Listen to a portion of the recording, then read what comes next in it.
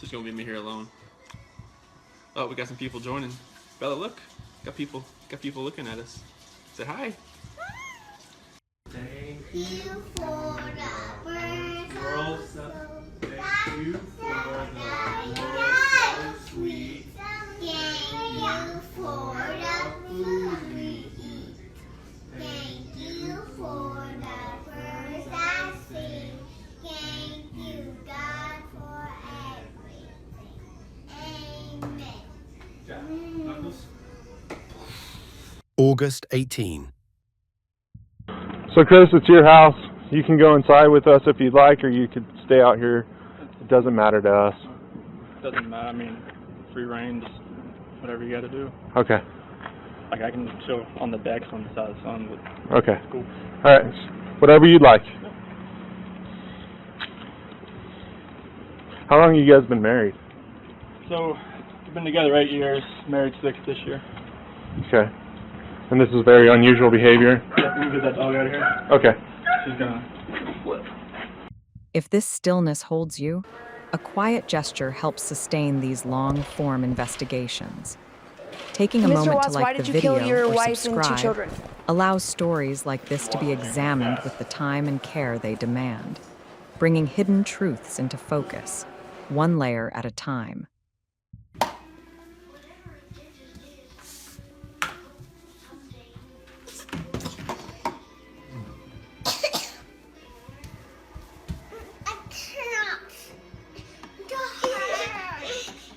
What, Cece? You can hold that.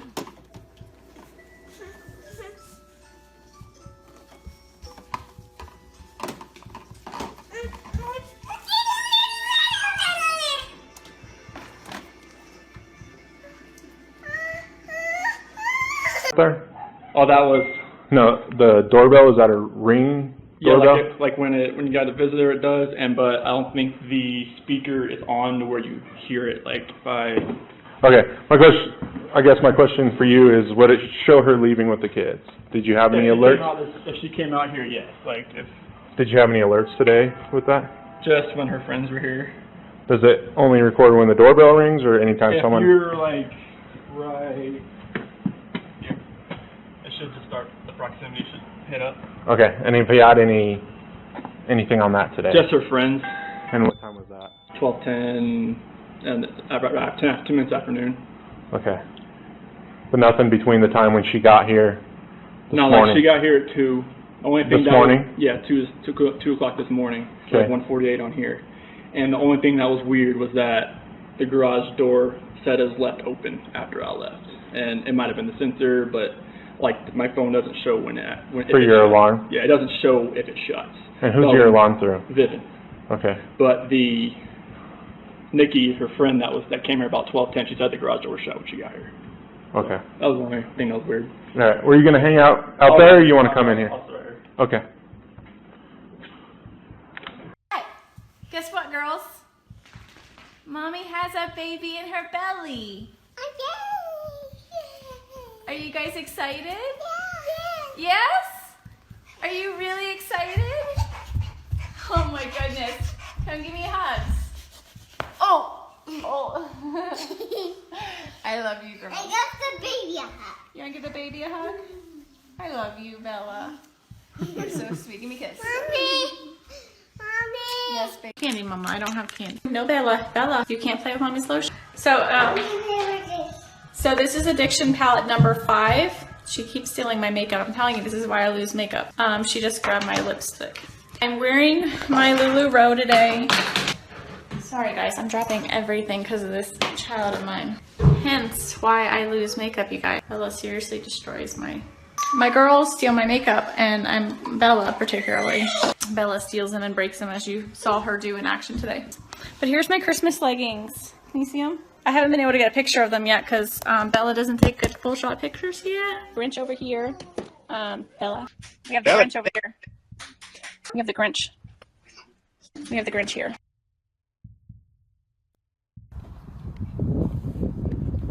You're doing a good job, Bella.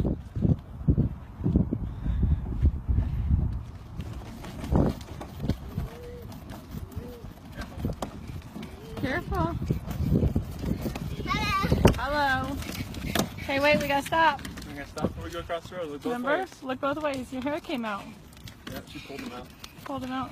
Hey, no cars coming. Hi, Cece. Careful. Careful, boo. Careful, sweetheart. This is how she does it. Cece, you having fun? Yeah, watch the hill, Bella. Alright, get up this way. Ugh. That's all you do. Turn red. Alright. No running up the hill, remember, you're good. Objectively say that this is perhaps the most inhumane and vicious crime that I have handled out of the thousands of cases that I have seen. And nothing less than a maximum sentence would be appropriate, and anything less than the maximum sentence would depreciate the seriousness of this offense. Deputies, I would respectfully ask that you take this defendant into custody and have him serve the rest of his life in the Department of Corrections. We are in recess.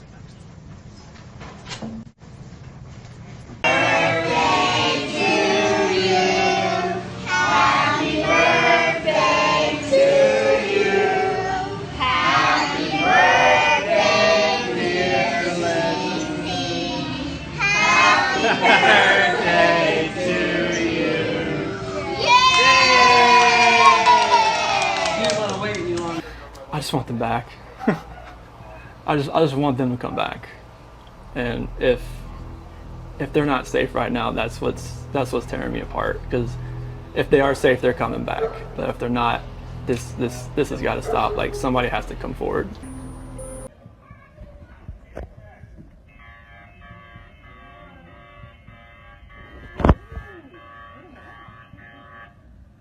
Can't run.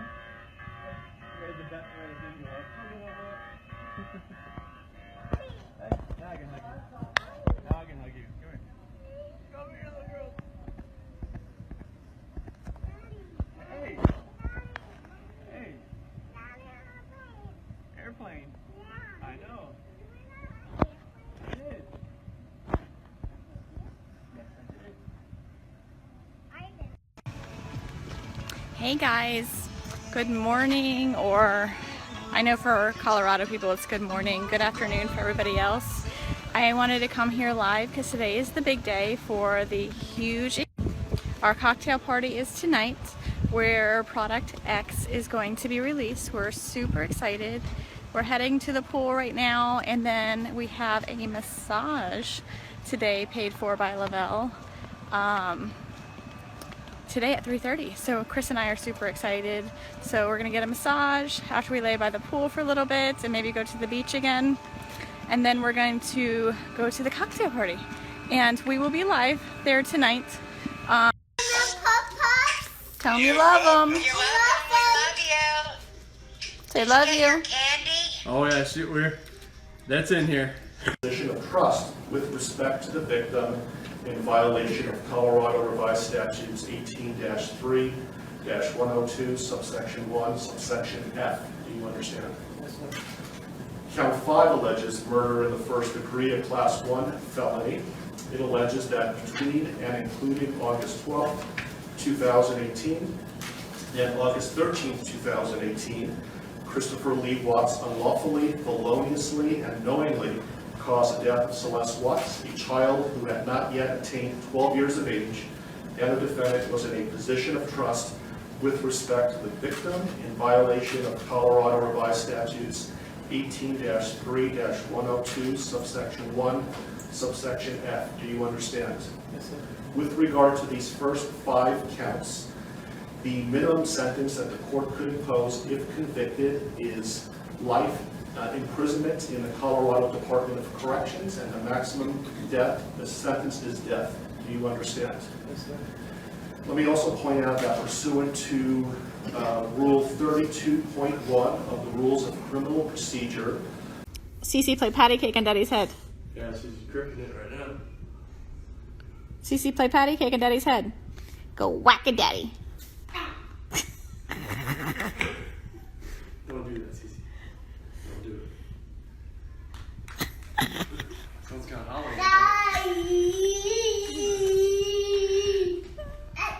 Whack-a-daddy. Don't Oh, spit. Don't spit on Daddy, please. Oh, that's a shower.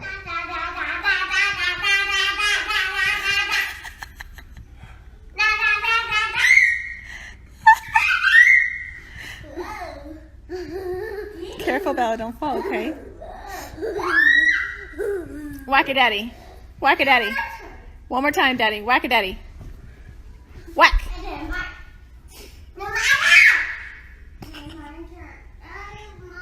The past 3 months I barely slept because I've been going through a lot of different emotions because I did not see this coming. You went from being my brother, my sister's protector, one of the most loved people in my family, to someone I will spend the rest of my life trying to understand. What gave you the right to put your hands on a woman, let alone my best friend, my beloved sister, your daughters, and your son? Why weren't they enough for you? In the blink of an eye, you took away my whole world, the people that mattered to me the most. Everything in my life I loved, your children. They trusted you. They loved you. They looked up to you because you promised to keep them safe. Instead, you turned on your family. My blood is boiling as I write these last words because they are the last you will ever hear from me. I can't even think of the right words to describe the betrayal and the hate I feel. And to be honest, you aren't even worth the time and effort it takes to put my pen to this paper. There isn't a day that goes by that I don't cry for my family. They were my whole world. All I do is ask myself why. Why would you do this? You don't deserve to be called a man. What kind of person slaughters the people that love them the most? Did you really think you would get away with this? Did you really think that this was your best option, to throw away your family like they were garbage? They deserve better, and you know it. I hope you spend the rest of your life staring at the ceiling every night, being haunted by what you've done. None of us deserved this. Hearing my mother and father cry themselves to sleep in this hotel room causes me anguish that is beyond words. I can't describe how this feels, how badly my heart is breaking for my poor parents. We trusted you. You have taken away my family from this earth, but you can never take them from my heart. You took away my privilege of being an uncle to the most precious little girls I've ever known. I will never hear the words Uncle Frankie again, but you will never be called Dad again either. You'll never be able to put your hands on another woman, let alone my best friend, my beloved sister, and your son. I just can't comprehend how they weren't enough for you. Shanann, Bella, and Cece loved you more than anyone. You were their hero. How could you destroy the people who loved them the most? I pray that you never have a moment's peace or a good night's rest in the cage you'll spend every day of your life in. A cage you are privileged to live in because my family isn't evil like you. We begged the district attorney to spare your life because despite everything, we believe that no one has the right to take the life of another, even someone like you. I feel sorry for your family. I know the pain that they must feel knowing that they can't hug you, because that's how my mother, father, and I feel every time we cry for our family. Nothing hurts more than watching or hearing my family weep for their loved ones. I just wish that I could tell that you would tell the truth, but I know that that is asking for more than you are capable of. I stayed up all night writing this statement. I don't sleep because of you. My life will never be the same because of you, but at least my conscience is clear. I get to live free, but I can't say the same for you. I haven't slept in 2 days because I've been anxiously waiting for this moment, the moment I get to tell you how I feel, how this has affected my family and I. My family and I can finally grieve after today. If anything, we will come out of this stronger today than we were before, and we will continue to pray for your family. Sincerely, Frankie Rusick.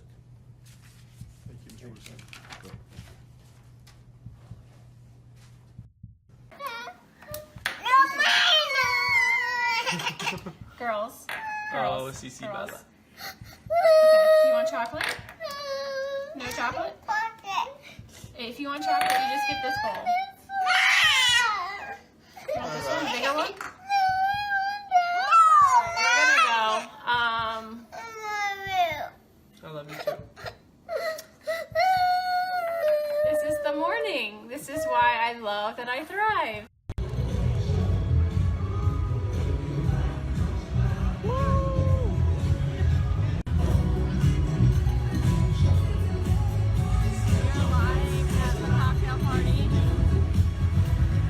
Can't tell, but this place is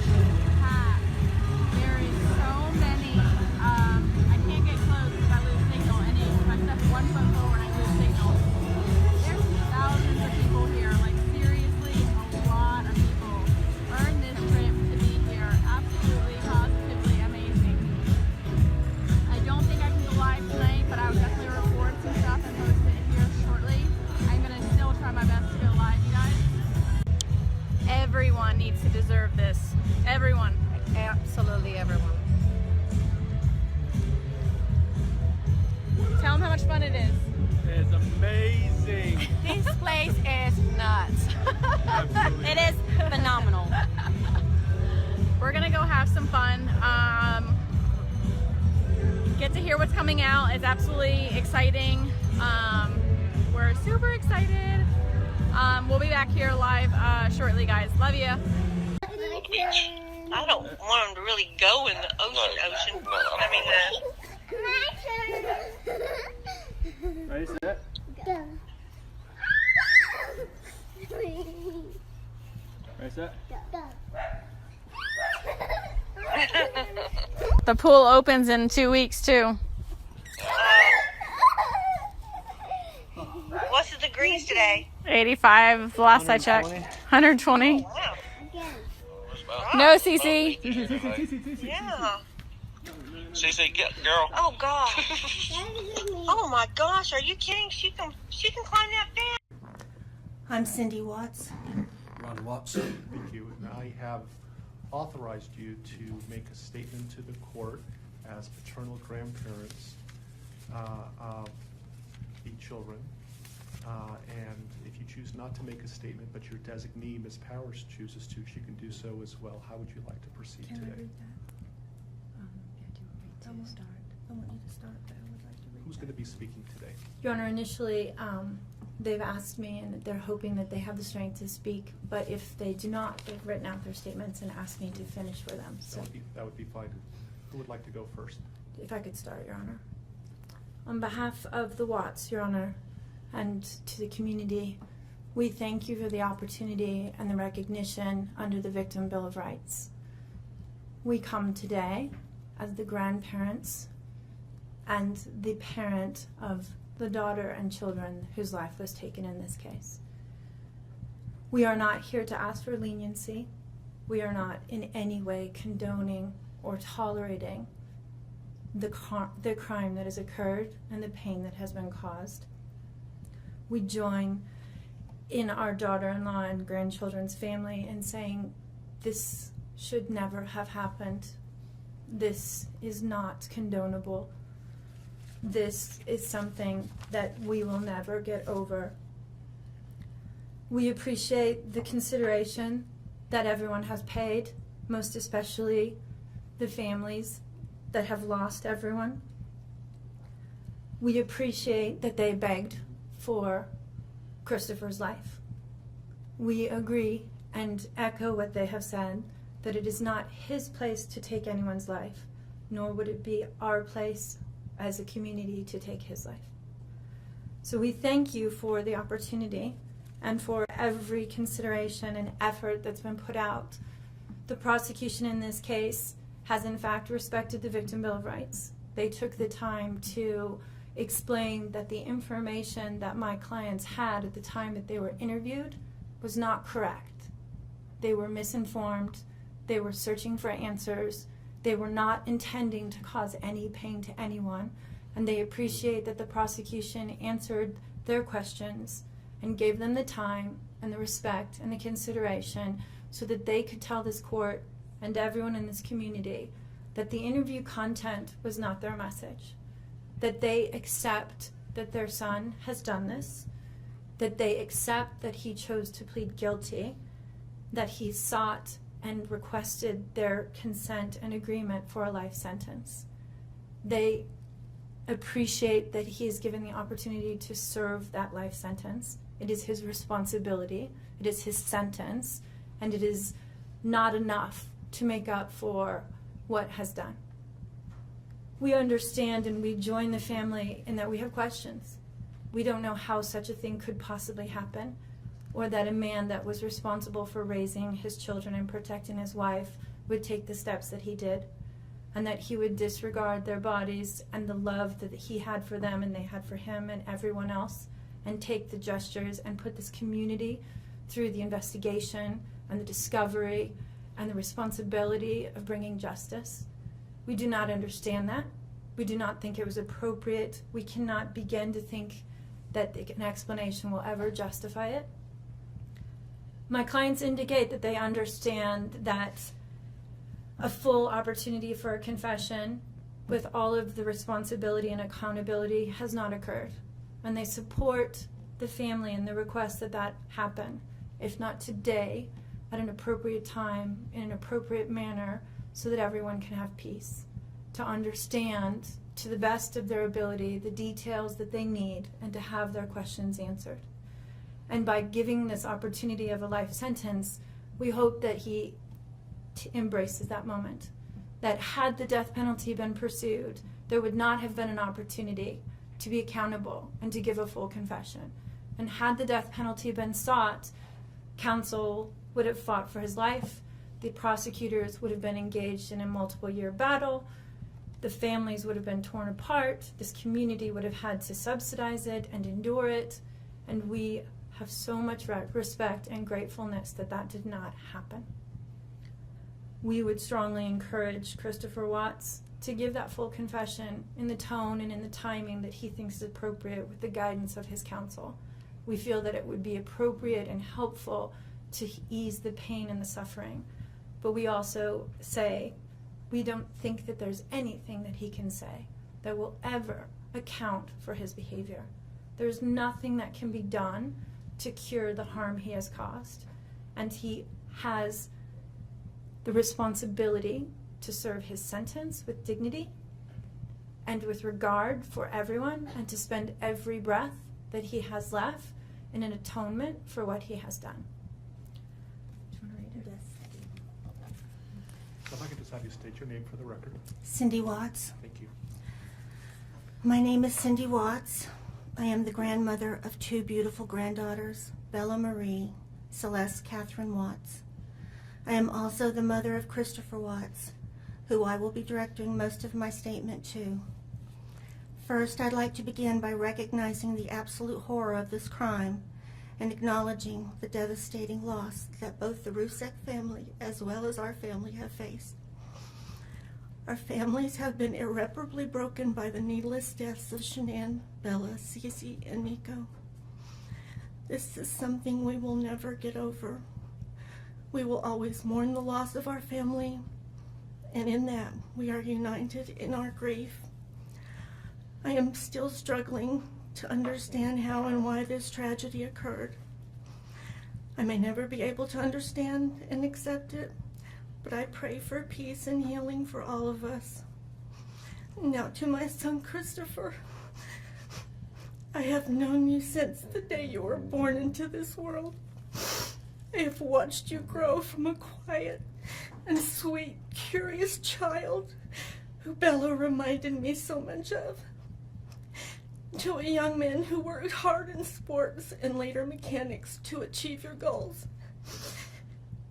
You are a good friend, brother, father, and son. We have loved you from the beginning, and we still love you now.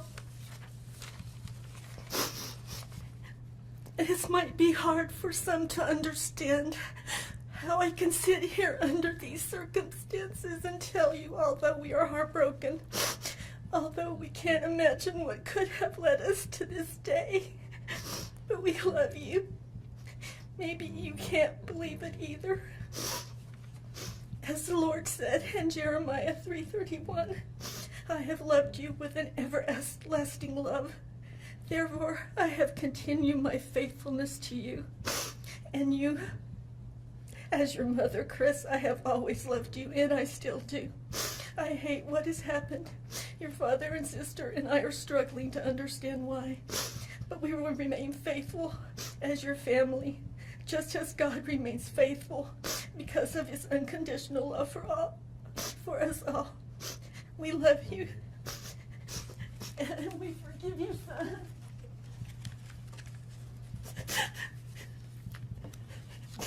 Thank you. Judge, if I could read Mr. Watts' statement. Yes. My name is Ronnie Watts, and I am the grandfather of Bella, Celeste, Nico Watts, and I am the father of Shannon. I am the father of Christopher Watts as well. And one of the most important things I've done in my life is to raise my children and to watch as they started their own families. I spent many years coaching Little League and talking to my son, taking him to the races, and sharing my love and knowledge of cars with him. He was just as involved with his girls. I believe he loves his girls. I know he does. This tragedy has impacted my family in so many ways. Beyond losing my precious grandchildren, our beloved daughter-in-law, we are forced to question everything. We still don't have all the answers, and I hope one day, Christopher, you can help us.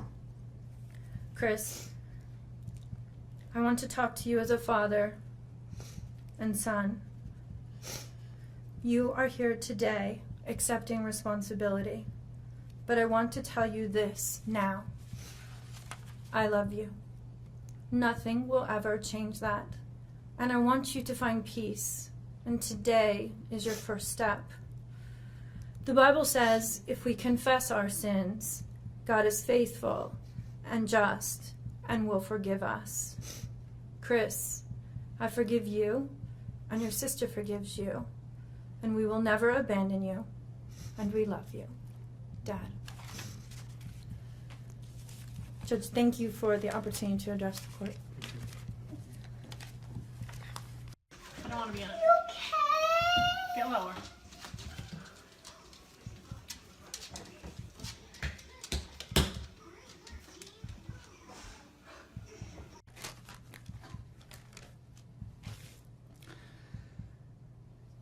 What I'd like to say to the court is that Shannon, Bella, and Nico are loving, caring people. They love life. They love being around people who love them. They always had good times. This is the first time they went to the beach this year, and they loved it. But God only knows what happened that night.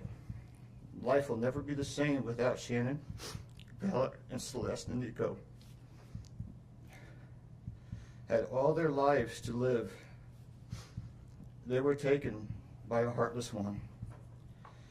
This is the heartless one, the evil monster, who dare you take the lives of my daughters Shannon, Bella, Celeste, and Nico. I trusted you to take care of them, not kill them. And they also trusted you.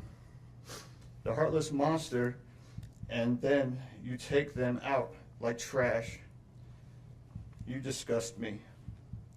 They were loving and caring people.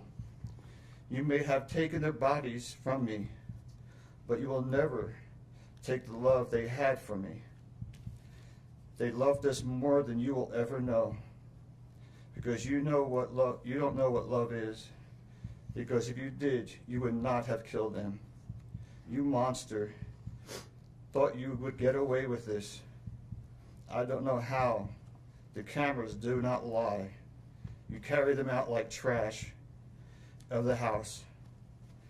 Yes, I seen the videotape. You buried my daughter Shannon and Nico in a shallow grave, and then you put Bella and Celeste in huge containers of crude oil. You heartless monster. You have to live with this vision every day of your life, and I hope you see that every time you close your eyes at night. Oh, I forgot. You have no heart or feelings or love. Let me tell you something. I will think of them every day of my life, and I love them every day of my life. Prison is too good for you. This is hard to say, but may God have mercy on your soul. I hope you enjoy your new life. It's nothing like the one you had out here. May the courts have no mercy on you. It's hard every day. It hurts in so many ways. I have heard people say that you're not a monster. No, you are not. You're an evil monster. Thank you. Love you, Shannon, Bella, and Nico. Love you, Pop and Dad. And one other thing. And Shannon says she is super excited for justice today. Thank you, Your Honor. Thank you, sir. Your Honor, there are no words to adequately describe the unimaginable tragedy that brings us before this court today. By my comments, I'm not even going to try to express the horror, the pain, or the suffering that the defendant has caused to these families, to this community, and to all who were a part of this investigation. However, I do want to spend a few minutes sharing with the court the details of the crime, as so far you've only had an opportunity to review the affidavit and a few facts here and there that have been offered to the court in the motions and pleadings that have been filed. The questions that have screamed out to anyone who will listen since August 13th of 2018 are why and how. Why did this have to happen? How could a seemingly normal husband and father annihilate his entire family? For what? These are the questions that only one individual in this courtroom or on this planet knows the answers to. I fully expect we will not receive the answers to these questions today, nor will we at any point in the future. I don't expect that he will ever tell the truth about what truly happened or why. Even if he did, there is no rational way that any human being could find those answers acceptable responses to such horrific questions. The best we can do is try to piece together some kind of understanding from the evidence that is available to us. And the evidence tells us this: the defendant coldly and deliberately ended 4 lives, not in a fit of rage, not by way of accident, but in a calculated and sickening manner. Shanann was 34 years old. She had married the defendant in November of 2012. Over the weekend leading up to August 13th, she had been at a work conference in Phoenix, Arizona, and returned home in the early morning hours of August 13th. We know that she got home about 1:45 in the morning. The doorbell camera on their home shows her arriving back home from the airport. Shortly thereafter, at least according to the defendant, they had what he referred to as an emotional conversation about the state of their marriage and about what their lives would look like going forward. What was said during that emotional conversation, only he knows. What we do know is that shortly after that, the defendant strangled her to death with his own hands. We know that he slowly took her life the morning of August 13th. We know that this was not done in an uncontrolled, vengeful manner that he tried to describe to agents from CBI and the FBI. If that were the case, you would expect to see vicious, horrible bruising about her neck, shoulders, and face. You would expect to see the hyoid bone in her neck broken. You would expect to see some kind of defensive wounds on his body as she struggled and fought for her own life. None of those are present. The only injuries that were on Shanann's body were one set of finger or bruising, what appeared to be fingernail or finger mark bruising to the right side of her neck. We know that our experts will tell us that it takes 2 to 4 minutes to strangle someone to death manually with their own hands. The horror that she felt as the man that she loved wrapped his hands around her throat and choked the life out of her must have been unimaginable. Even worse, what must Bella, age 4, and Celeste, age 3, must have experienced or thought as their father, the one man on this planet who was supposed to nurture and protect them, was snuffing out their lives. They both died from smothering. Let me say that again. The man seated to my right smothered his daughters. Why? Imagine the horror in Bella's mind as her father took her last breaths away. Your Honor, understand very clearly, Bella fought back for her life. The frenulum, the connective tissue between her upper lip and her gum, had a 1.5 centimeter laceration. She bit her tongue multiple times before she died. She fought back for her life as her father smothered her. Celeste had no such injuries. In fact, she had no external injuries at all. But according to the medical examiner, she was smothered nonetheless.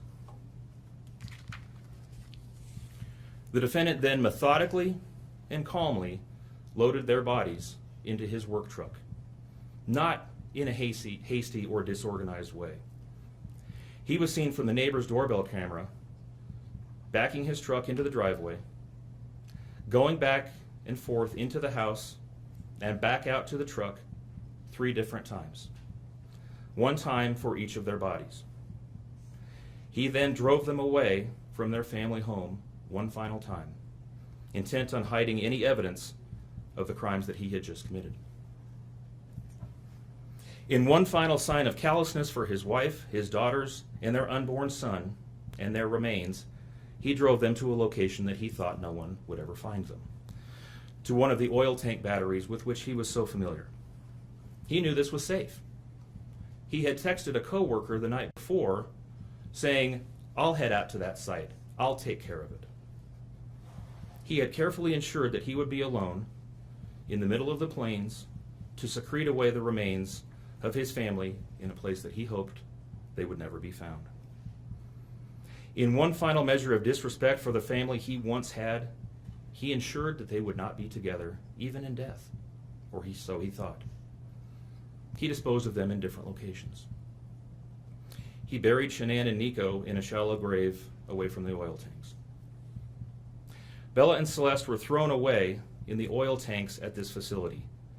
Different tanks, so these little girls wouldn't be together in death. Imagine this, Your Honor. This defendant took those little girls and put them through a hatch at the top of an oil tank, 8 inches in diameter.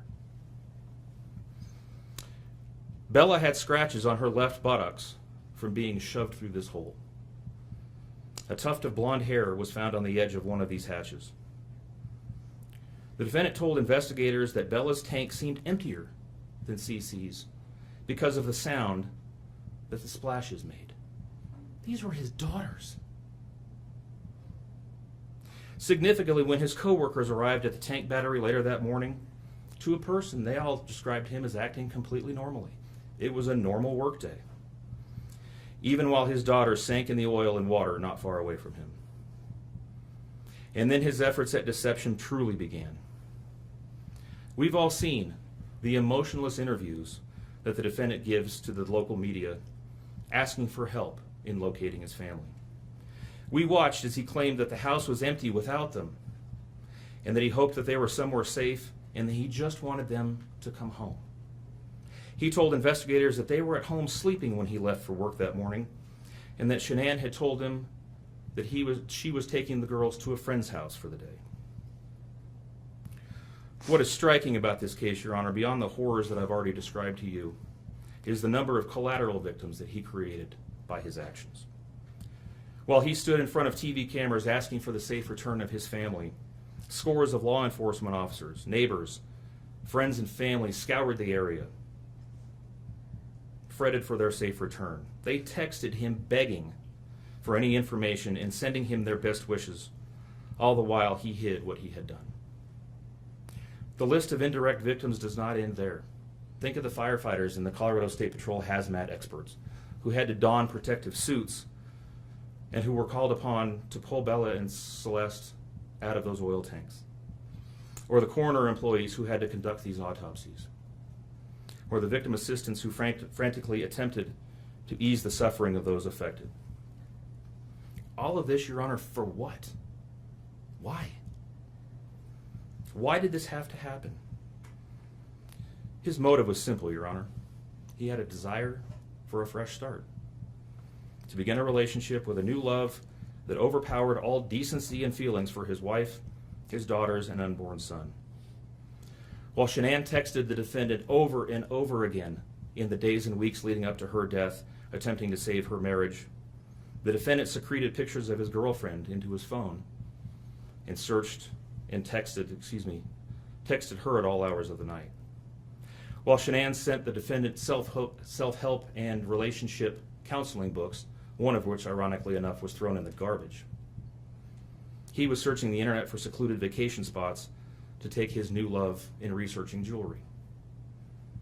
And while Shanann took the girls to visit family in North Carolina, the defendant went to car museums and the sand dunes with his new girlfriend. The stark contrast between the subjects of their internet and text content is absolutely stunning. Even the morning after he killed them and disposed of their bodies, he made several phone calls. One was to the school where the girls were supposed to start, telling the school that the girls would not be coming to school anymore, that they were being unenrolled, presumably to give him some more time before law enforcement notification about them going missing. He contacted a realtor to start discussing the selling of his house, and he texted with his girlfriend about their future. None of this answers the questions of why, however. If he was this happy and wanted a new start, get a divorce. You don't annihilate your family and throw them away like garbage. Why did Nico, Celeste, Bella, and Shanann have to lose their lives in order for him to get what he wanted? Your Honor, justice demands the maximum sentence under the agreement reached by the parties. As you will recall, the agreement calls for life sentences as to Shanann, Bella, and Celeste, and all of those to run consecutively to one another. It also calls for the count of unlawful termination of a pregnancy as to Nico to run consecutively to counts 1, 2, and 3. I would suggest that the extreme aggravation present in the defendant's conduct and in his, the efforts that I have described mandate that the sentences for counts 7, 8, and 9, the tampering with a deceased human body, each be the maximum of 12 years, and that those sentences run consecutively to one another. It is very clear that each of these acts, that these were not the subject of one act, but each oil tank that he walked up with his daughter's bodies and the hole that he dug for his wife and unborn son mandate a mandatory consecutive sentence.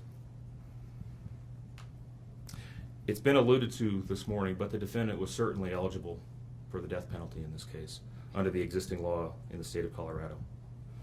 As you heard, Shanann's family strongly opposed my office seeking the death penalty and being bound to the criminal justice system for the next several decades. That's in large part, as you've heard, why we have reached the agreement that we have. 4 lives were lost at the hands of the defendant on August 13th for reasons that we will never fully understand, nor will we know. In the end, the Rusick family was much more merciful towards him than he was towards his wife, his daughters, and his unborn son. Prison for the remainder of his life is exactly where he belongs for murdering his entire family. Thank you. I wanted to say thank you for this moment. I want to take a moment to thank everyone who has prayed for our beloved family, who has sent gifts, cards to us from all over the world. I know God will put the evil people where they need to be. I also want to take the time to thank the town of Frederick, Greeley, FBI, the DA's office, the CBI, for exceptional work. We thank Nicole Atkinson, Shannon's neighbor Nathan, and his family. To me, they're our heroes. They really are. God bless.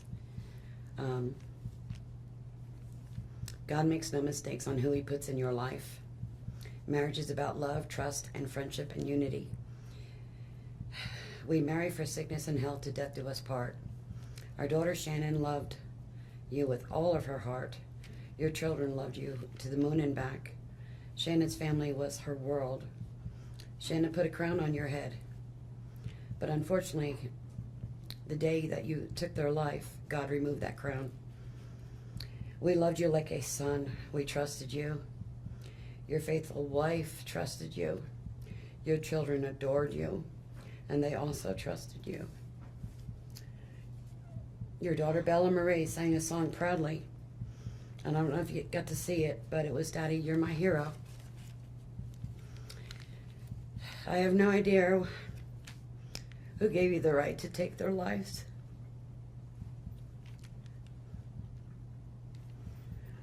But I know God and his mighty angels were there at that moment to bring them home to paradise. God gives us free will. So not only did you take the family of 4, your family of 4, you took your own life. I want the world to know that our daughter and her children were so loved by us. There will always be protected by God and his mighty angels. I didn't want death for you because that's not my right. Your life is between you and God now, and I pray that he has mercy for you. From Shannon's mother, Bella Marie, Celeste Catherine, and Nico Lee's Nana. Thank you, Your Honor. Hey everybody!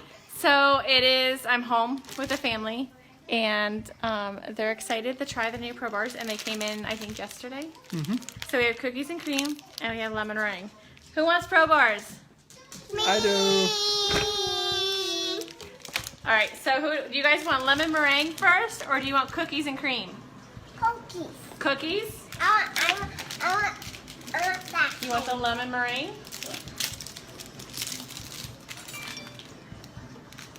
All right, since I have this one open, let's try this one first, okay? Cookies and cream. And Daddy's gonna try it too. Yeah.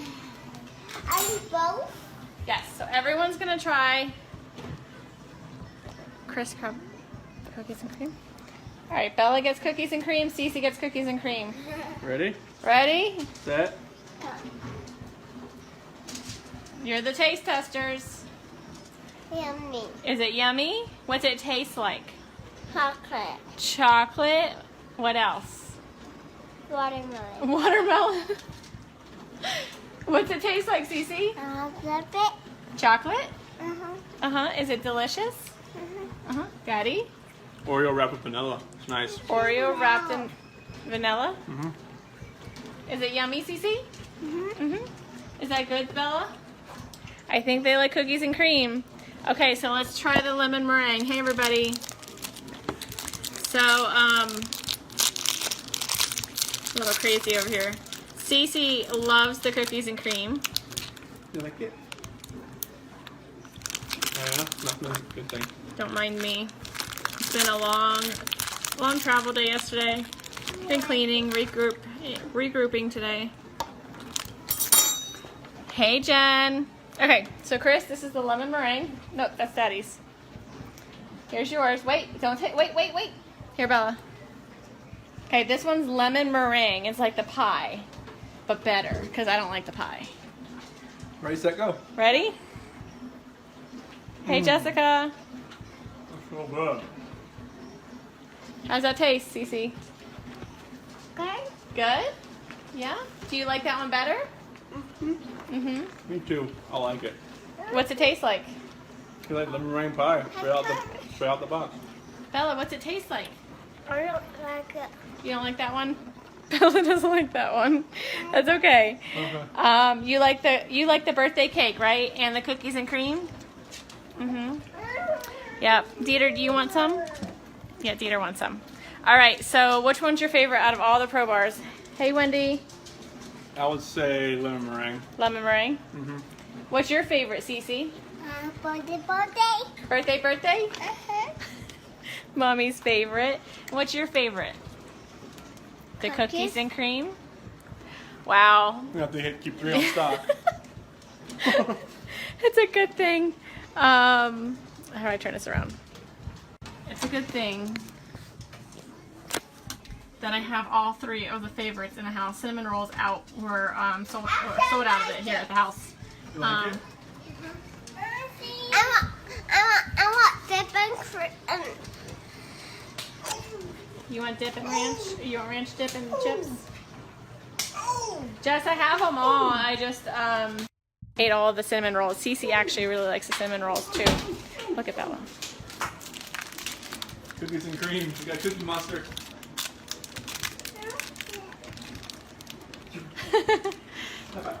I'm guessing you like it, kiddo. You like it? You want the lemon meringue, Cece? No, she didn't like that one. I don't like that. Daddy will finish it. Yep. All right, you guys. So that's our family. Making sure I didn't miss anything. Hey, everybody. So we're a mixed family. Apparently, birthday cake is a winner for me and Cece. Bella loves the cookies and cream, and Chris is lemon meringue. Surprisingly, because he's a cookies and cream guy. Yeah. So super excited. I love it that it's a healthy snack, and Cece can eat it because she has a tree nut allergy. And none of our products are made in a facility that handles nuts at all. So Cece can have them. There's 0 nuts in them, and it's the only go-to bar. We can't do processed bars. We can't do anything like that because Cece can't have any of it because it's all processed in a plant where there's tree nuts or nuts. So it's really nice that she can have it. It's a quick snack for mommy. It's always in my bag, and I can just give it to her. And I heard you, baby. I heard you. She wants ranch and dip. She's my child. Thanks, Kat. So it's really nice. It's convenient for me as a mom that I can just carry them in my purse and always have something for her. So super excited. The Pro Bars are amazing. They're a great snack, low carbs, low sugar, 2 grams of sugar in all of them, I think.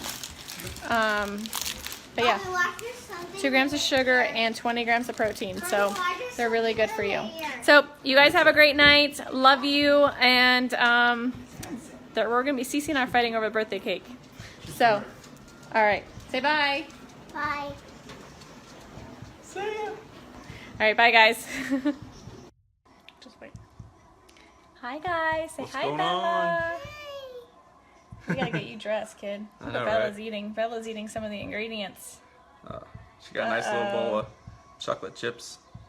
Look at that. What is that, Bella? Can you show them? What is it? Is it chocolate? Is it chocolate? It's chocolate mini morsels, right? Yeah, good job. So she's been eating my peanut butter and the chocolate morsels so far today. So we're gonna let a few more people hop on, and then we're gonna get cooking here, and we'll explain to you what we're cooking up over here. So yeah, welcome to the 12 days of Christmas, Lavelle Day. And even though I like to claim that I could probably cook, I can't at all. So I'm gonna let my wife do all the cooking. She's gonna make up some Thrive Bites for us. And I'm gonna go wash my hands real fast. Uh-oh. She's gonna leave me here alone. Oh, we got some people joining. Bella, look. Got people looking at us. Say hi. Wife's gonna be making up some Thrive Bites here in a second, so make sure you hop on and join us for the 12 days of Christmas. Bella's got some chocolate chips. I need a Lavelle apron. All right, guys. Hey, Michelle. Hey, Amanda. Bella's showing you what she's eating. She's eating the ingredients. She's been eating the ingredients since I've been getting them prepared. So we're gonna make Thrive Bites today. Chris didn't want to go on live doing it because he didn't want to mess anything up. Not that you can mess anything up with Thrive Bites. It's so simple. Except for today, we're gonna double the recipe because we love the Thrive Bites. When you are craving something to eat, or junk food or whatever, you just pop a Thrive Bite and it fills you up, and it's really delicious. Thrive Bites, right? Good job, Bella. My little helper right here. So today, I will post in the feed the Thrive Bites. Bella, shh. Will you turn it down for me, please? So I'm going to post in the thread here today on how to make Thrive Bites and the recipe. So basically it calls for 1 packet of your lifestyle mix. Now you can use any flavor. I'm going to use vanilla here today. And hold on, honey. It calls for a cup of oats, a 1/2 cup of peanut butter. Hi, Bonnie. Hey, Corey. Look at Bella. A 1/2 cup of mini morsels. Now, I'm doubling the recipe, but still want to keep the calories down, so I'm only going to still do a 1/2 cup of mini morsels. It does also, you can add anything into it, like coconut, peanuts, walnuts, whatever you want. It's up to you. You also add a 1/3 cup of honey, a 1/2 cup of ground flaxseed, and a teaspoon of vanilla. I don't know if I mentioned peanut butter, but also 1/2 cup of peanut butter. Again, I'm doubling the recipe, so everything I'm doing here today is going to be double. Hey, Madison. Take care of my dad while he's there with you this week. All right, guys. Sorry. So first, I'm going to add my oats. These are so good. We can't keep them in the house. So then I added, the mini morsels. I add the ground flaxseed. So I always add all the ingredients. I'll just add the rest of Bella's. I add everything that's easy to mix. And so I'm gonna pour our premium lifestyle mix in a cup so you guys can see the consistency. It is micronized. It is fine. Very, very, very, very, very fine. Hey, Christine. So if you guys, probably can't see that way here. So if you can see how finely micronized it is. I mean, literally it's thinner than powder. I mean, flour. I don't know if you guys can see that very well. So, hey, Mandy.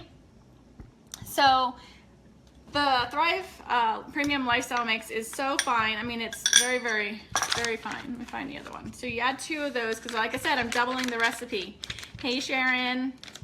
And so now I just pretty much mix this. And then I'm going to add the honey, the peanut butter, and the vanilla. So look at this so far. Hey, Sarah. So look at our little fried bites so far. They're no bake, super simple, super delicious. Like I said, like I'm going to Punta Cana in February, and I need to continue to, where'd Bella put my spoons? Hold on, guys. I think she took my, hold on.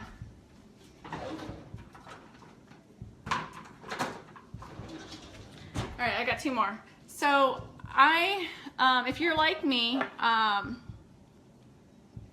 yes, Michelle, they're super delicious. So now I'm gonna add the honey. So I'm going to Punta Cana in February, and as much as I want to get into the gym, and I'm working on trying to find the time between work, you know, being a stay-at-home mom with the 2 girls, life and everything, it's really hard to get into. I just added the vanilla, sorry. It's really hard to get myself into the gym as much as I really want to.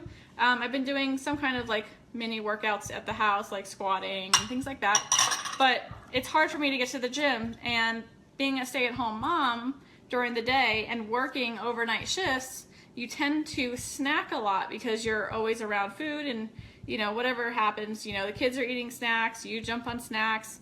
So this is my way of making my own snack, that instead of me grabbing a fruit roll-up or a bag of chips or any of that stuff, I just grab one of these, and I've made my own for the kids too.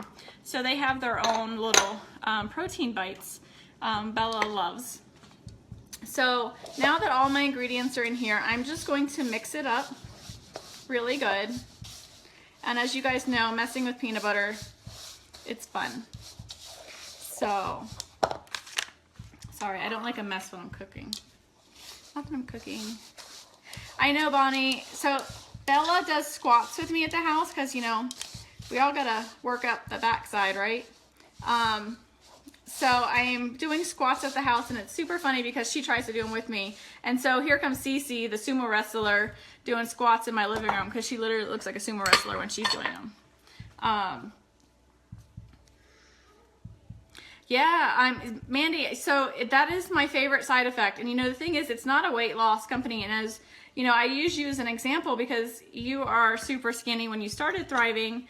And so like, it's not a weight loss company, but you know what, with anything you can do, you can manage your weight, you know, with just the small things that you do with cutting out junk food. Like that's what has happened with me when I started the Thrive experience, is I no longer crave a lot of the junk foods as I used to crave.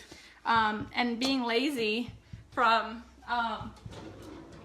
sorry, I'm getting another spoon. Some of the, you know, filling in your nutritional gaps and craving more water, which is all I used to drink before, but I really crave a lot more water now. And on top of that, like I'm literally eating better. So that's really huge. You know, you got to take care of your body. You got to eat better. I'm changing the spoon because of the peanut butter. Hi, Carrie. So we're making mini Thrive, or not mini, but Thrive bites here. So my hands are washed. Sometimes, you know, when you're in the kitchen, you just stick your hands in there. with the heat of your hands, it helps to melt the peanut butter a little bit, and so it kind of makes it easier to manage, so to speak. And then we're just going to literally roll these into balls, whatever size you like. I like to do them in like little minier sizes. So, and I'll kind of demonstrate here. Let me get this.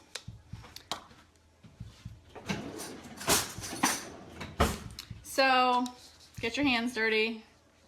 I take about a teaspoon size. You can see that. And, you know, just pinch it into a ball. And so that's how big I make mine. They're probably a size of a quarter in round.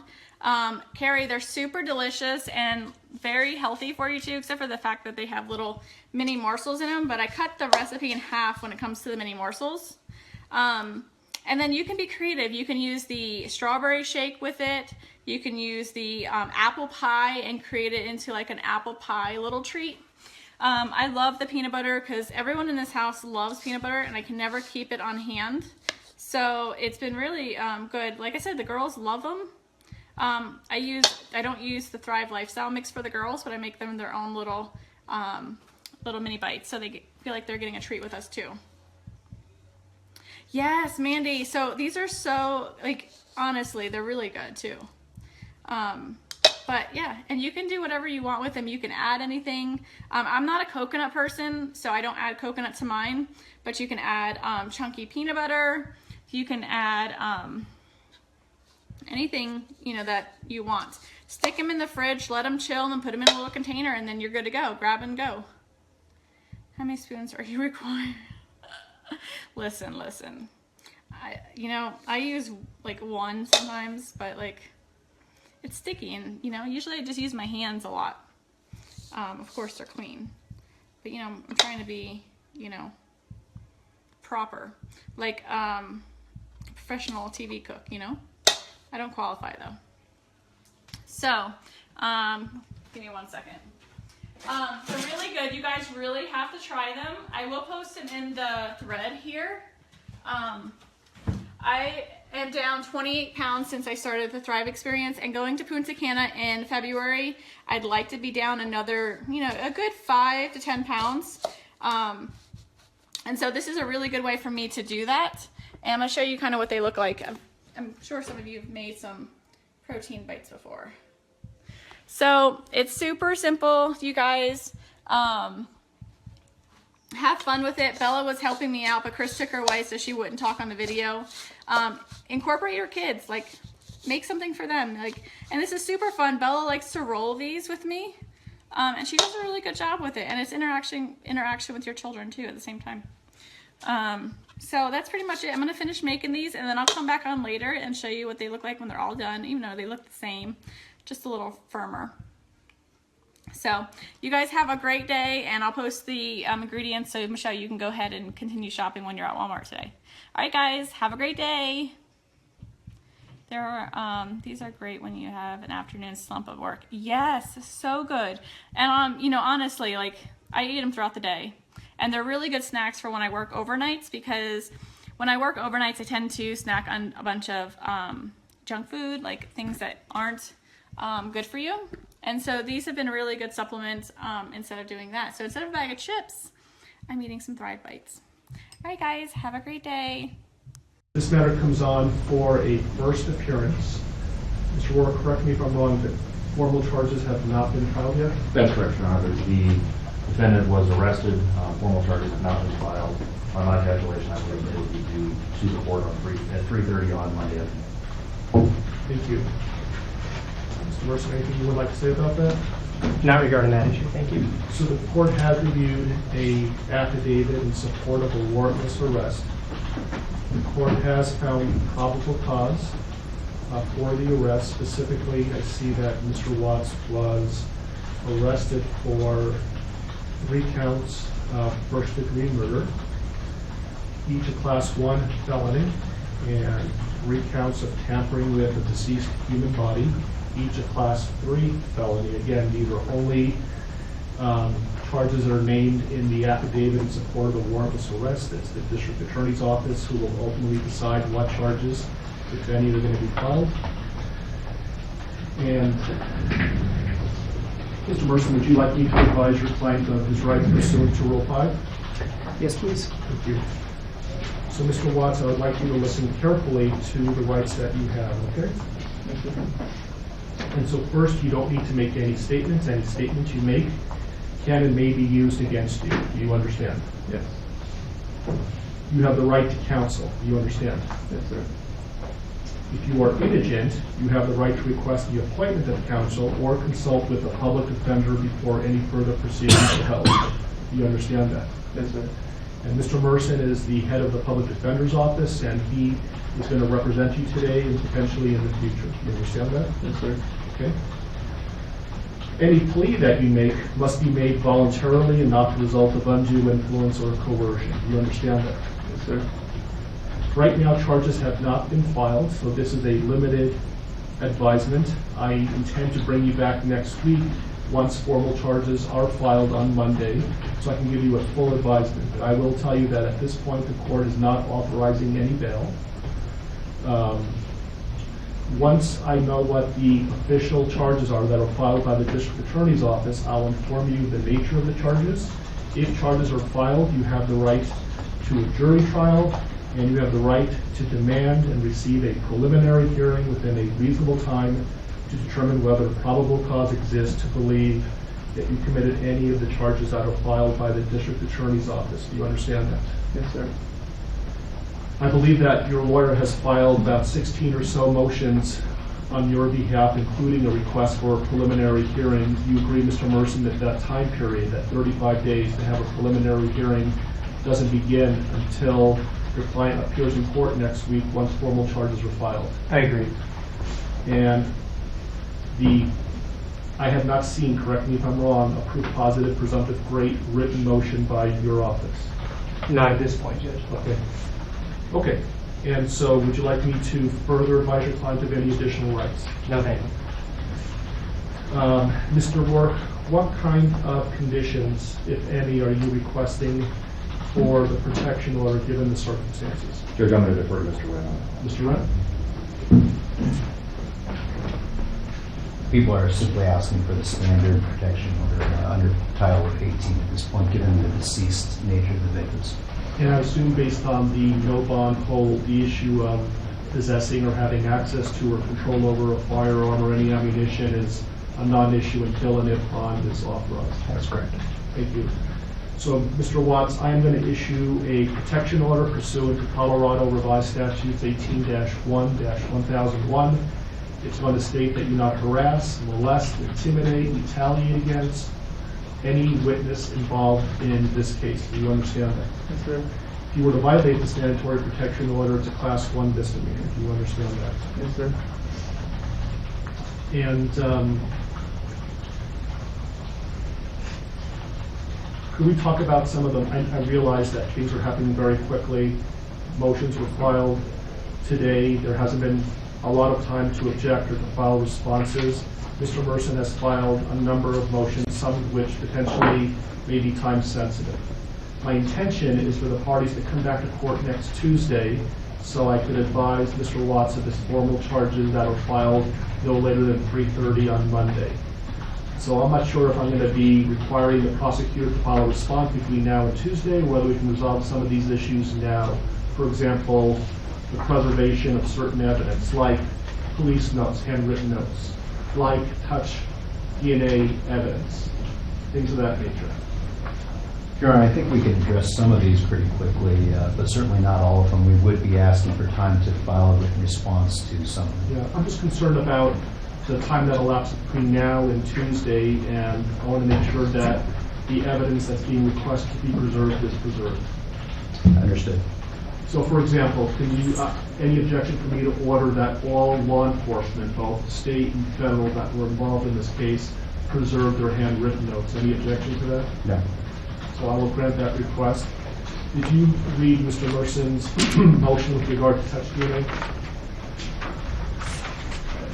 I believe that was filed under seal, and I have not seen it. It was suppressed, so they should have had access to it. Gail, Christy, could you put out a copy for Mr. Wren? Again, I appreciate the fact that this happened very quickly, and so let me get you a copy of that, a hard copy of that. and then you can review it and let me know what your thoughts are. Is there an autopsy that's scheduled to be conducted in the near future? Not yet.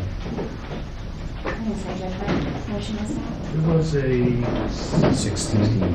16? Yes. While we're waiting, Mr. Merson, I noticed that Actually, I'm sorry to interrupt, Judge. It was D17. D17? Yeah, sorry. So I see that your motions are numbered, but I'm missing 9 through 15. Yeah, I basically counted them and then started off. There were some other people in my office that had filed those other pleadings and not numbered them. I just want to make sure I'm not missing something. I don't think you are. I think many of them concern the media issue. On the way over here, the deputies advised the court had already ruled on that. So to a certain extent, some of that is moot. But if we are going to take a D17, in light of the fact that the affidavit is still sealed, I would ask that the court seal the courtroom and just allow the parties to argue that, because it will require me to talk about information in the affidavit. Well, why don't we give Mr. Wren an opportunity and let me know whether, without talking about the substance, whether he has an objection or not. It's really more of putting the prosecution on notice than anything else. Why don't you read it first and let me know what you think.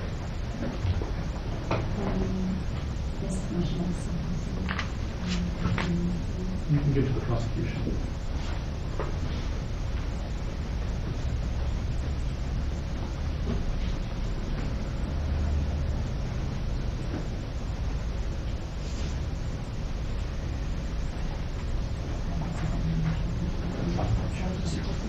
Steve. Extra. Well, I might. It was one of the. So, I did add the house to this. So the D17 will have the house on it as well. But that's the gist of it. At this point, I'm concerned about whether or not the house is sealed off. Which is not. It's been released by law enforcement. Okay. When was that? Like last night? Okay. Alright. Then I guess that part of the motion would be put at this point. Mostly concerns what's in this motion. So, If I could take a moment to read. Yes. Mr. Mercer, anything on the discussing?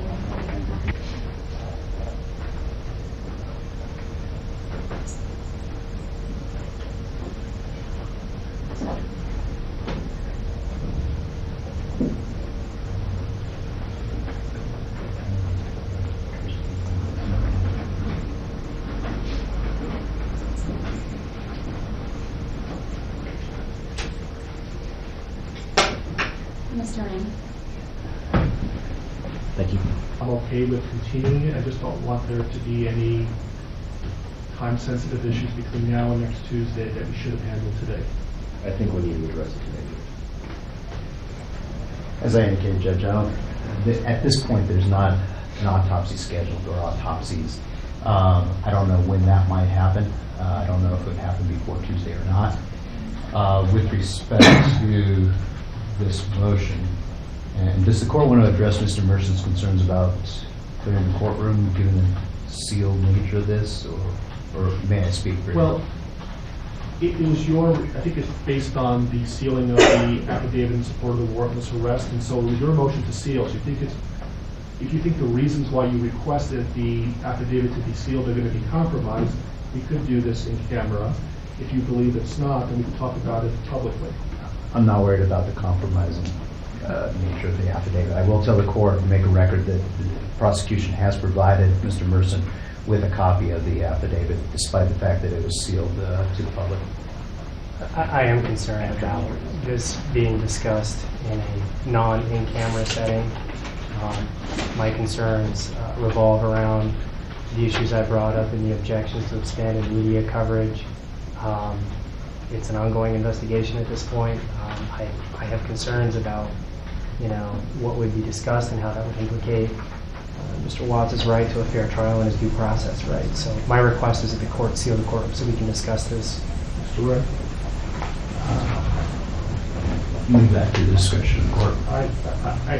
It seems to me, based on everything I've heard, that the affidavit is going to be released at some point. It was the prosecution who requested the sealing of the affidavit. They're not concerned about this being compromised, the investigation being compromised, and so I think we can talk about this publicly.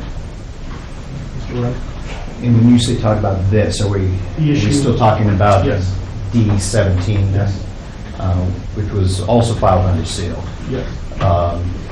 So with respect to paragraph number 3, Judge, our concerns relate to the way this is worded.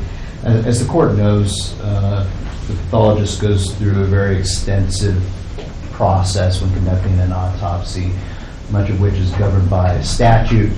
I think most of what he's asking for is standard procedure for an autopsy conducted in this jurisdiction and would be done. However, I have concerns about the way this is phrased in that it orders collection of trace DNA and touch DNA from certain areas of bodies that at this point we don't even have, frankly. Second, we don't know if that trace DNA is going to even exist if we have the bodies. So there's no way to order us to find something that may or may not exist. I think when I read the motion, it essentially is putting the prosecution on notice that at some point they may be in possession of exculpatory evidence, and it's their duty to make reasonable efforts to preserve that and ultimately provide that to the defense. And so I think they're on notice by the mere fact that we're talking about this, that Mr. Wren got a copy of the motion, and if this becomes an issue later on, we can litigate this, and there's some pretty significant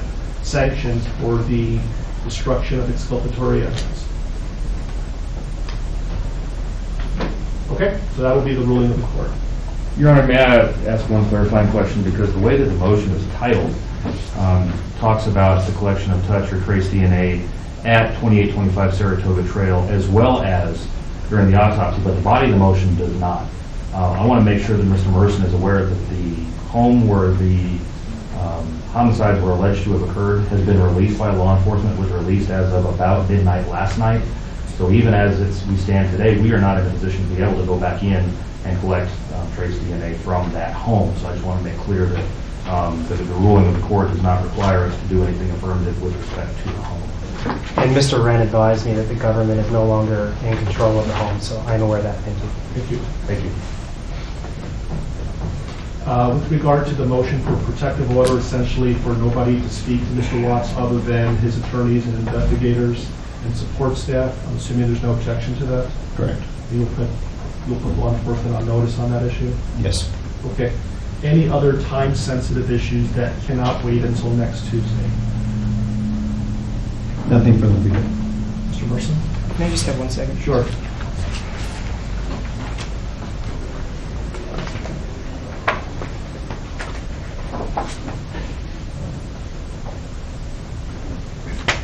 Nothing further. Thanks, Judge.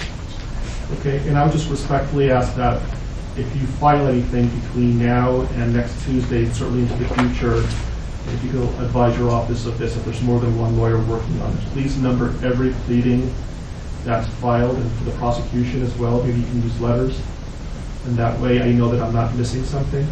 That would be wonderful. Yes. Yes. Okay, so we'll see. Let's pick a time next Tuesday. I know everybody's really busy. I just had some time open up.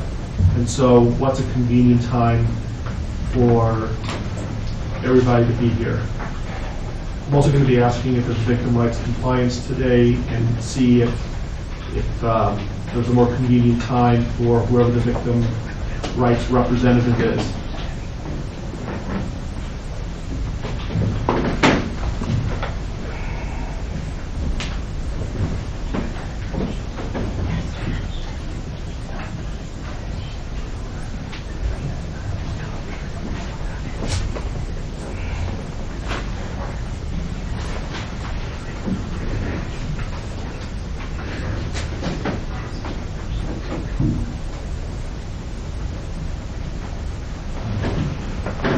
We have been in communication with the family of the victims. We are in VRA compliance with that, based on that effort. At this point, we don't have any specific times that are good or bad for the family, but we will certainly contact them as soon as we leave and clarify their availability for next Tuesday. How about the attorneys? What's a good time for you to be here on Tuesday? Anytime, Judge. I'll make it work.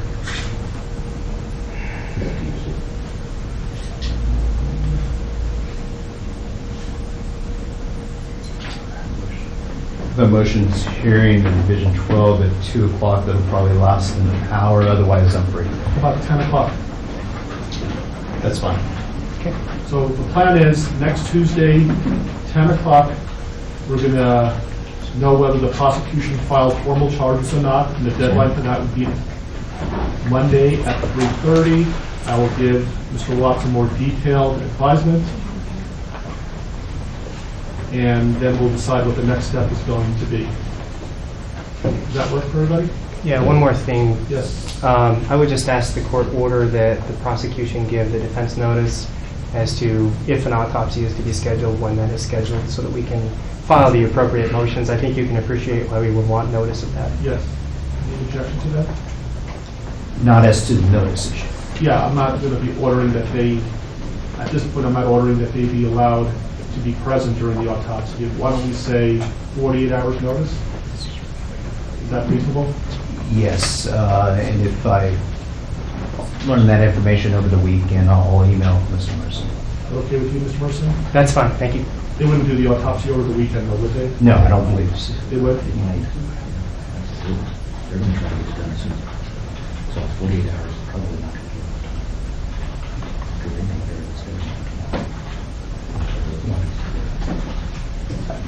We've all certainly seen autopsies scheduled less than 48 hours after the bodies are recovered. So we will do our best to comply with the notice requirements as soon as we learn the information. Who would be making the decision on when to perform an autopsy? The coroner's office. So can you communicate with them that there's an order that there would be 48 hours notice, and if they, for whatever reason, can't comply with that, you'll let Mr. Mercer know? Is the court ordering that the autopsy not be conducted earlier than 48 hours after the recovery of the bodies? No. Okay. What I'm saying is I'm ordering that you notify the coroner that there's an order that Mr. Mercer is entitled to 48 hours notice, and if they are intending to perform the autopsy sooner than that, they need to let you know before it starts so you can give Mr. Mercer reasonable notice. Yes, sir.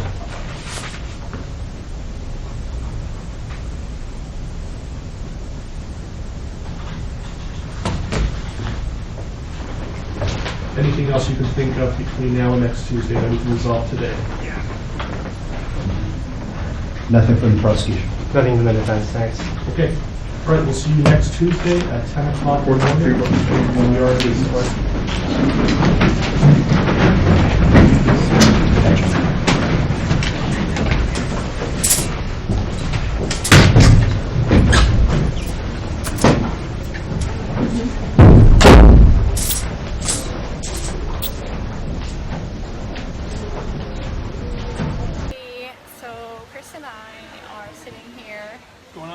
Waiting to board our flight to Miami, and then we're gonna fly all the way back home to see our girls in Denver. So we're super excited. It's been a wonderful, wonderful, amazing experience this week. Lavelle definitely outdid themselves. Literally, this place has been paradise. We've had amazing days, spent the days at the beach, at the pool, on Sanoa Island. We went to the spa. Where else did we do? All the different lounges at night, all the different food. Hi, Sharon. The amazing, amazing food. I mean, seriously, I think I gained 10 pounds while I was here. Hey, Kevin. But it's been super amazing. We took it all in. We had a blast. We had a wonderful cocktail party on Friday night with Lavelle. Super inspiring. I can't say how great this trip has been. This trip is definitely by far one of my favorite trips ever. And I got to spend it with my husband. That's the best part. We earned this trip. All inclusive. I mean, you can't beat that, you guys. Everything's paid for. Your drinks, your food, everything. By Lavelle. So it's been super amazing. We probably had, 15 hours of sleep the whole week. It's been fun. We got to mingle with our families and all our friends that we've created through Lavelle. It's been awesome to also see people that have been following me and were able to pull me out of a crowd and say, hey, are you Shanann? And that's been so awesome. Like, so awesome that I've been able to inspire people like that. So we are grateful, extremely humbled, and blessed. All right, ready? Yeah. Hit it down there. Hit it, Bella. Hard. Hit it hard. Bend down and hit it. Come on. Oh! Nice. Oh, she wasn't hit it, Chris. Hit it hard. Oh, she did that, Chris. Nice. She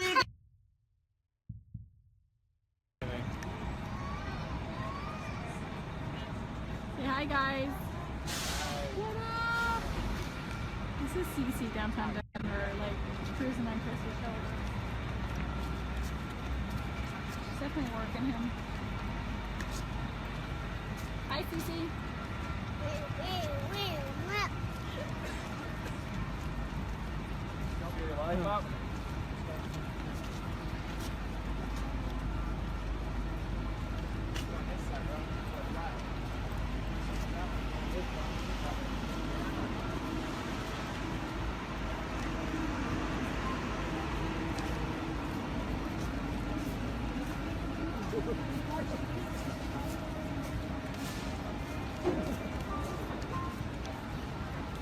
Cece's been taking a wear tear on Chris's shoulders.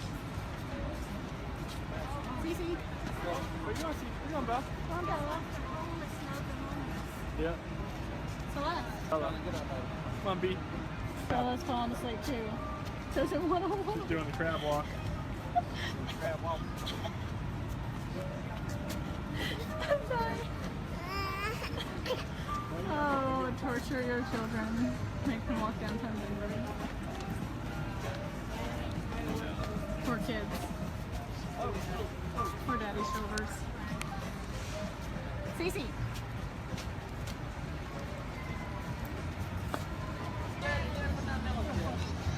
Oh, thank goodness. It turned out nice.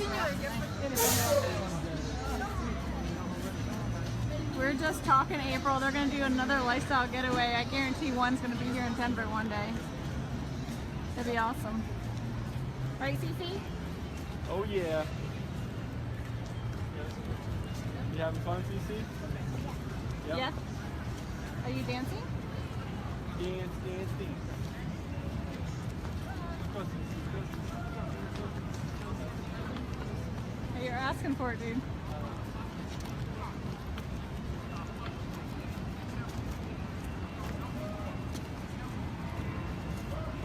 Bella said Papa's her best friend.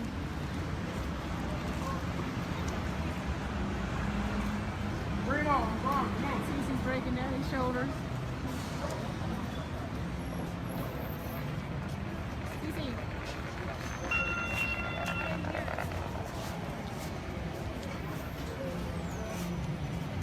There's Mimi and Papa with Bella. And downtown Denver. So different when it's not late at night.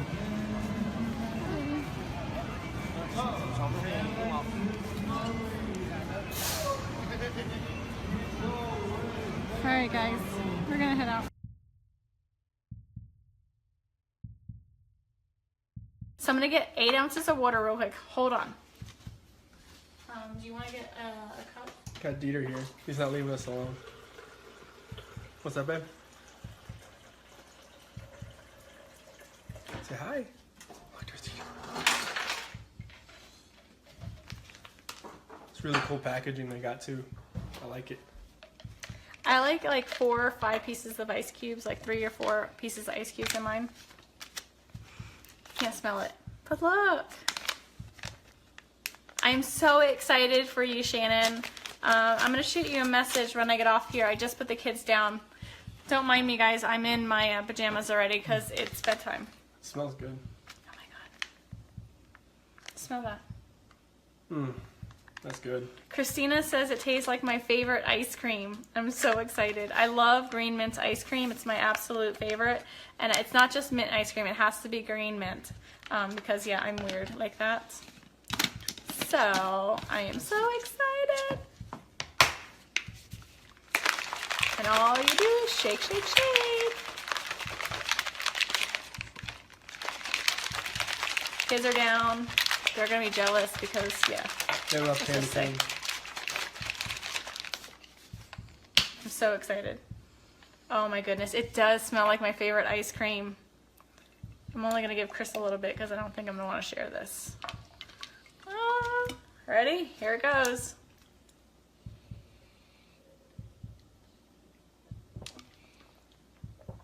Oh yeah.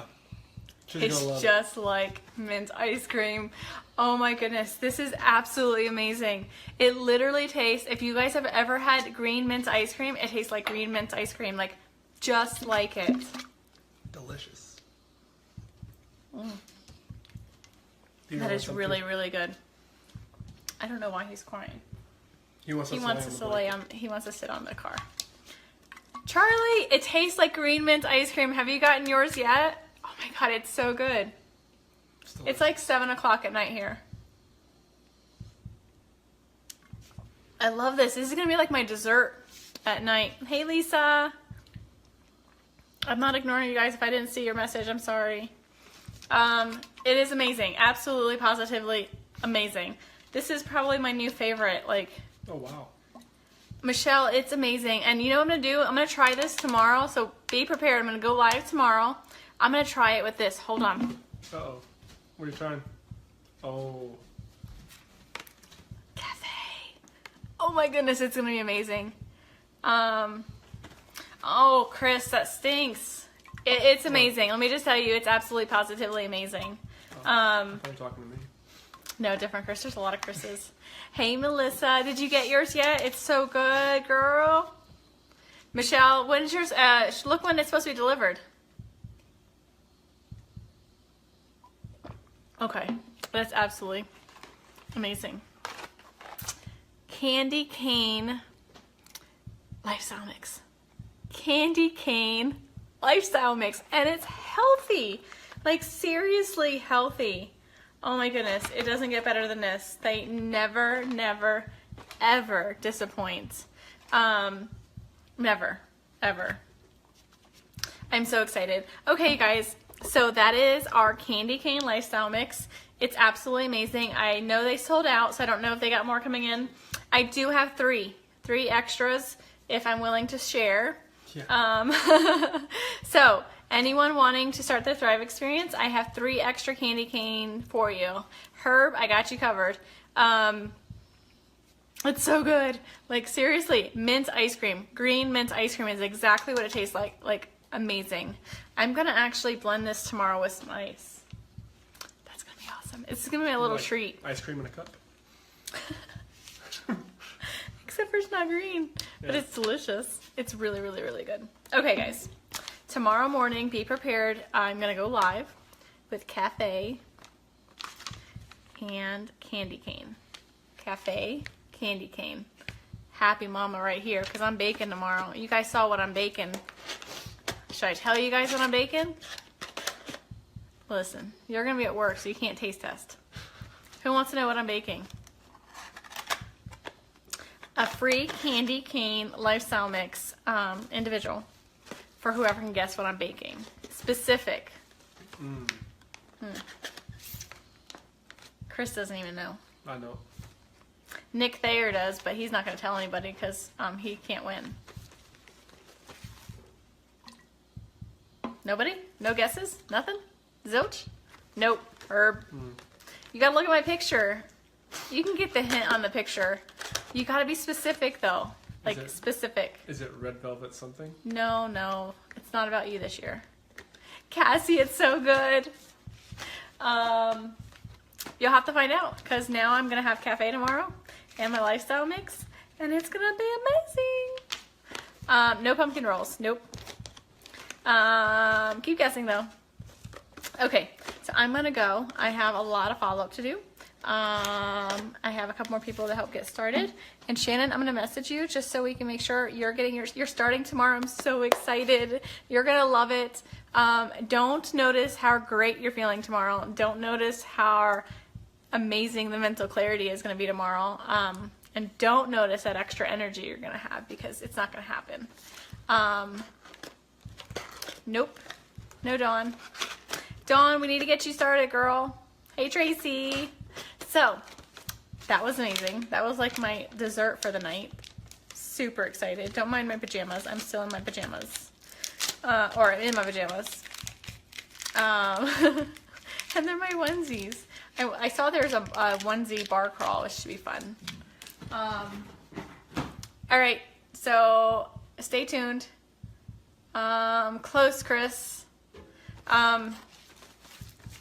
So, tomorrow morning, be prepared. I might wait till the kids go to school because they're not going to want me to not share.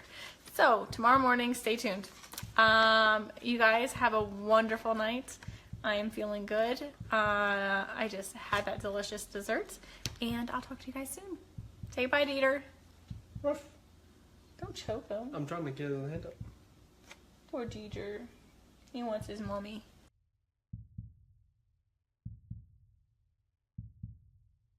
I think that's about it. Today's Sunday. Chris ran at 6 o'clock in the morning on a Sunday on his day off. What'd you do, 5 miles? Well, come over. So, you know, it's amazing what you can do with Thrive and how it gives you the energy and mental clarity. How are you watching and you're sitting right here? I'm right here. Weirdo. So Chris has lost a significant amount of weight since you started Thrive. How much? 50 pounds. And he's in a medium. He went from a 2X to a medium. And that was before, most of it was before Duo. Oh yeah, all of it was. And Duo is new. So, you know, filling in those nutritional gaps, helping your body, you know, feed itself with the premium nutrition, helps your body crave less. You definitely eat healthier.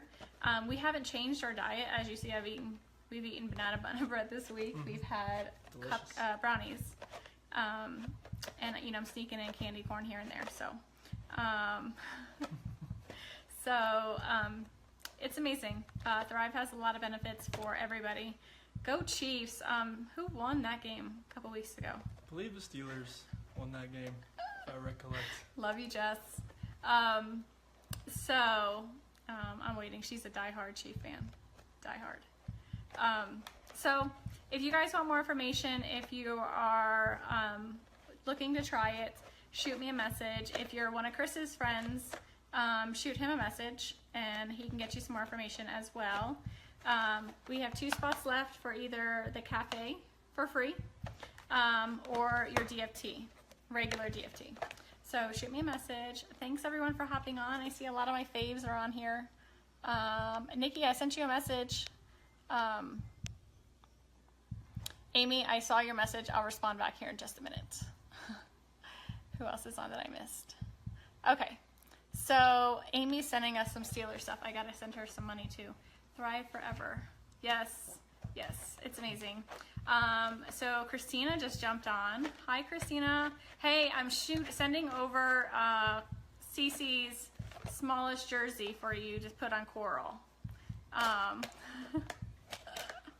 Tell DJ if he doesn't have a jersey for her, we're getting a Palomalu jersey. Palomalu jersey. Perfect size for Coral. This still fits Cece, so tight. So you better tell DJ he better hurry up and get her whatever jersey you guys like. So Amy, that's coming your way too because Cece's growing out of it. It's a Palomalu 12-month jersey, but it still fits her and she's a chunk. It's good luck jersey. It is a good luck jersey, so we haven't parted with it yet because it's good luck. So, does anyone have any questions that's new and would like? You can use credits today, so if you have Laval credits, you can use credits to buy the Duo, DFT Duo. So yeah, I think that's it. Anyone have any questions?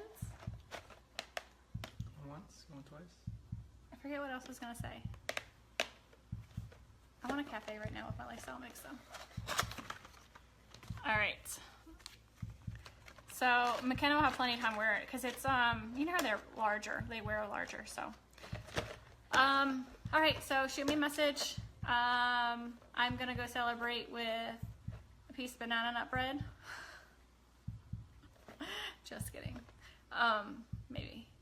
So if you guys have, shoot me questions if you guys have any questions. Thanks for hopping on. Go Steelers. And talk to you guys soon. Hey, Christina, call us tonight about 6:30 our time. No, Eastern. 6:30 our time? Yeah, 6:30. We'll start the chant. Oh, girl, she's teeny tiny. It'll perfectly fit her. If Cece's wearing this now and she's in 3T, she'll totally be able to wear it for a while. It's just worn. It's definitely worn. Bella's worn it. Cece's worn it. It's our favorite jersey. So, anyone? Oh, that's what I want to say. Anyone is interested in earning over $1,300 in legit cash and bonuses, shoot me a message. Company offers a huge incentive. Perfect time for Christmas. So if you're ready to start, it's free. You can promote the company for free. You can be a customer for free. So shoot me a message. I'd love to help you. I'd love to give you at least the information so you can kind of decide what you want to do. You can thrive for free. We've been thriving for free for 20 months. So super, super awesome. So talk to you guys later. Hey, Jess. I saw you hop on.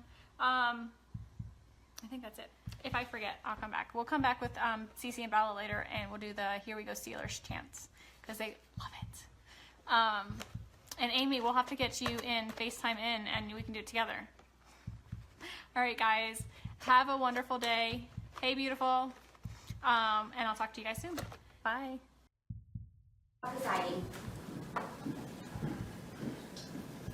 Good morning and welcome to be seated.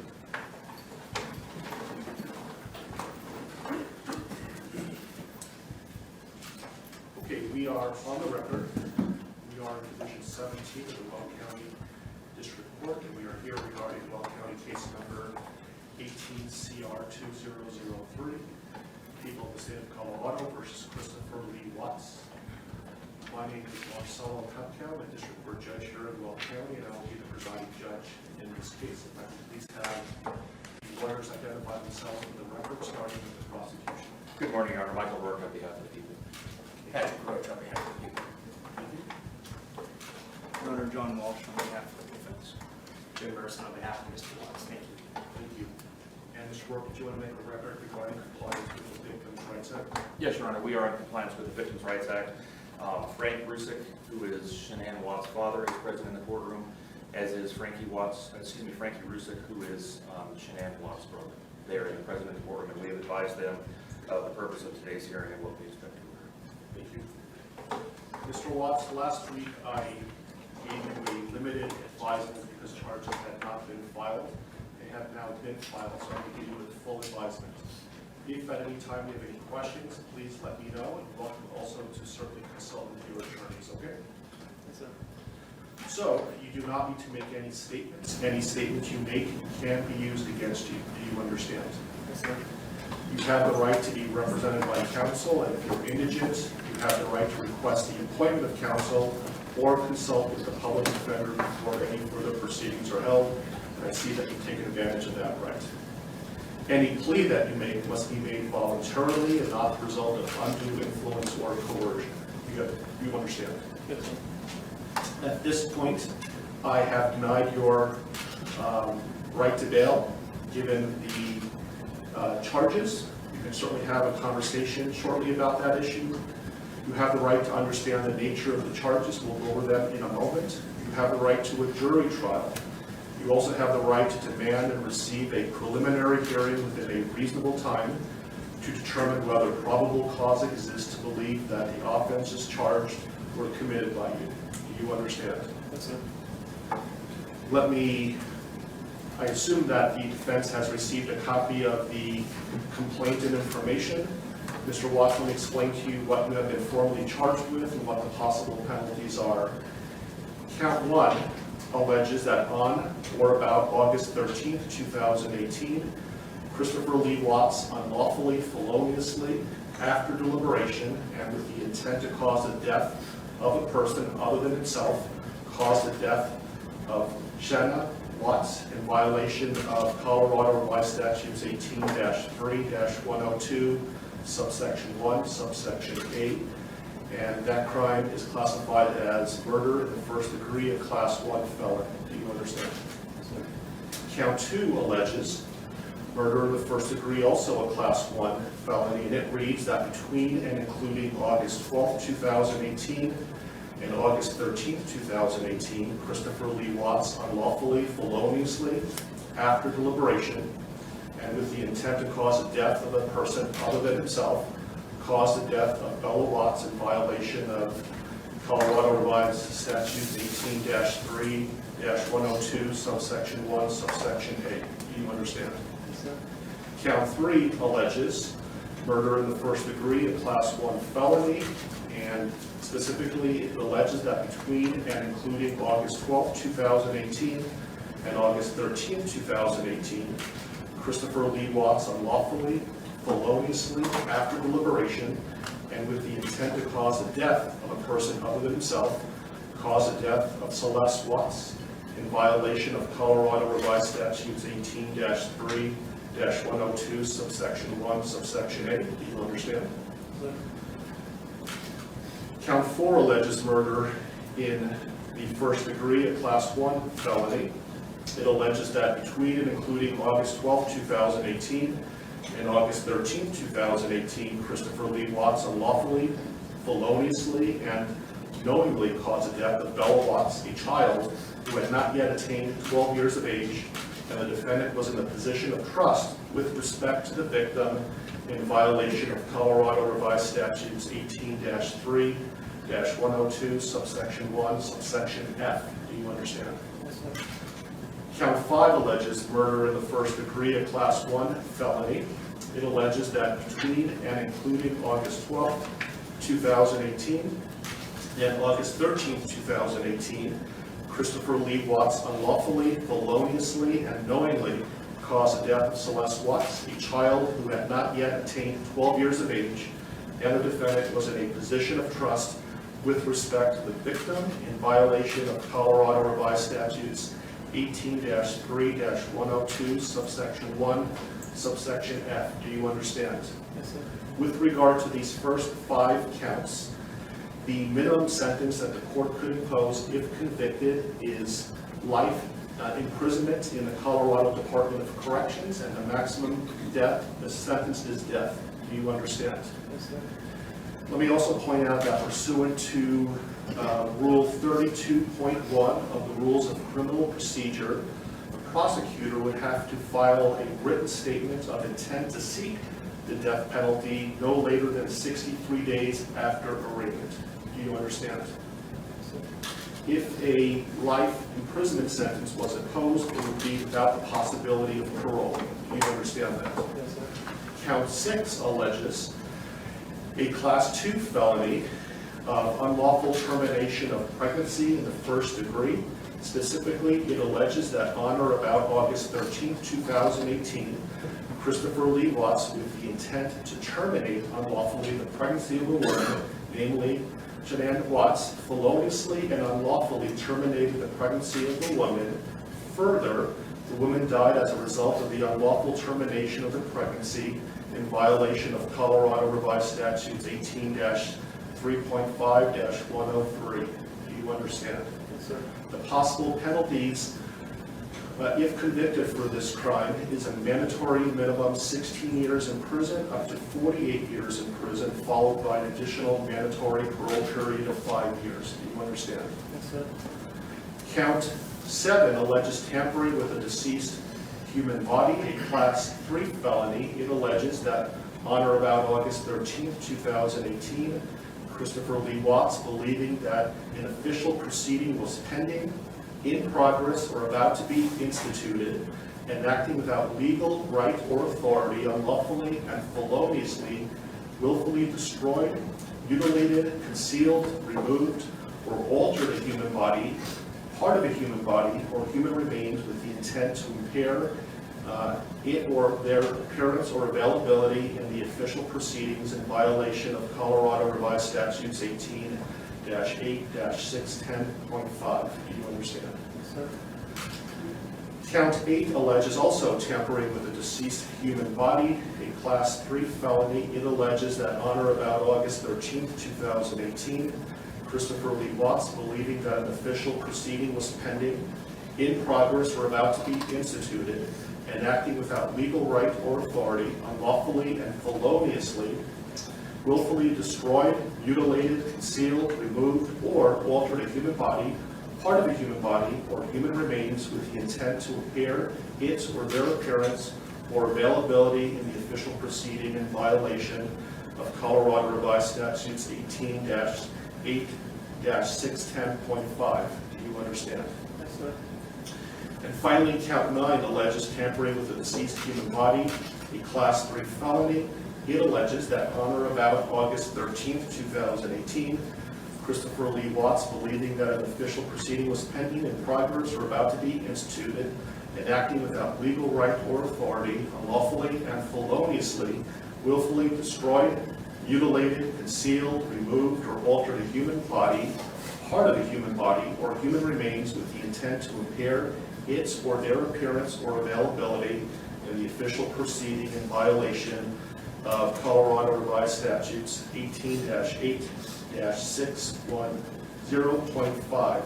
With regard to counts 7, 8, and 9, those Class 3 felonies carry a presumptive range of 4 to 12 years in the Colorado Department of Corrections. If there were sufficient mitigating circumstances, the minimum could be as low as 2 years. If there were sufficient aggravating circumstances, as many as 24 years. And any prison sentence would be followed by an additional mandatory parole period of 3 years. Do you understand? Yes, sir. Do you have any questions about what I've said so far? Yes, sir. And Mr. Merson, has your office filed a written intent to seek a proof evident presumptive free hearing? Not yet, Judge, but we will be following that. This case will be Mr. Walsh's and Ms. Harold's. They will be attorneys listed on the, I believe, the most recent pleading from the defense. Okay, thank you. And I would point out, Mr. Watts, that the prosecution also indicated in the complaint and information that these were acts of domestic violence. Do you understand that? Yes, sir. Okay, thank you. And so, Mr. Walsh, what is your request today? Your Honor, considering that we haven't received any discovery of the case, we're not in a good position at this point to advise the court about what kind of time we'll need. My suggestion to the court is that the court allow Mr. Watts to reserve the preliminary hearing in the case, reserve the proof evident hearing, and set the matter for a status conference about 60 days out. So just to be clear, he is waiving his right to have a preliminary hearing within 35 days, that he's not seeking a proof evident presumption great hearing prior to the setting of the status conference in about 60 days, but he's reserving his right to have those hearings in the future, but not necessarily within 35 days. Is that right? Yes, Your Honor, you've spoken about those issues. And do you understand what we're talking about, Mr. Watts? Yes. Do you have any questions about that? Okay. And Mr. Rourke, do you have any objection to that request? No, Your Honor, that seems like the prudent way to proceed at this point. Okay. Let me give you a date that, how does, so 60 days is about October 20th or so. I have October 11th. Does that date work for the parties? I can go a little bit further if you like as well. I think a little bit further would make sense, Your Honor. Thank you.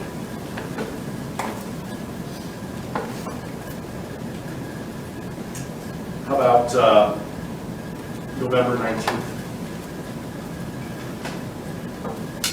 While we're waiting for lawyers to look, let me make a record that the court's going to find that Mr. Watts is knowingly, intelligently, and voluntarily waiving his right to have a preliminary hearing within 35 days. And while he has not asked for a proof evident presumption great hearing yet, I'm told that he will, but he's not requesting that hearing prior to the status conference that we're setting today. Agreed? Yes.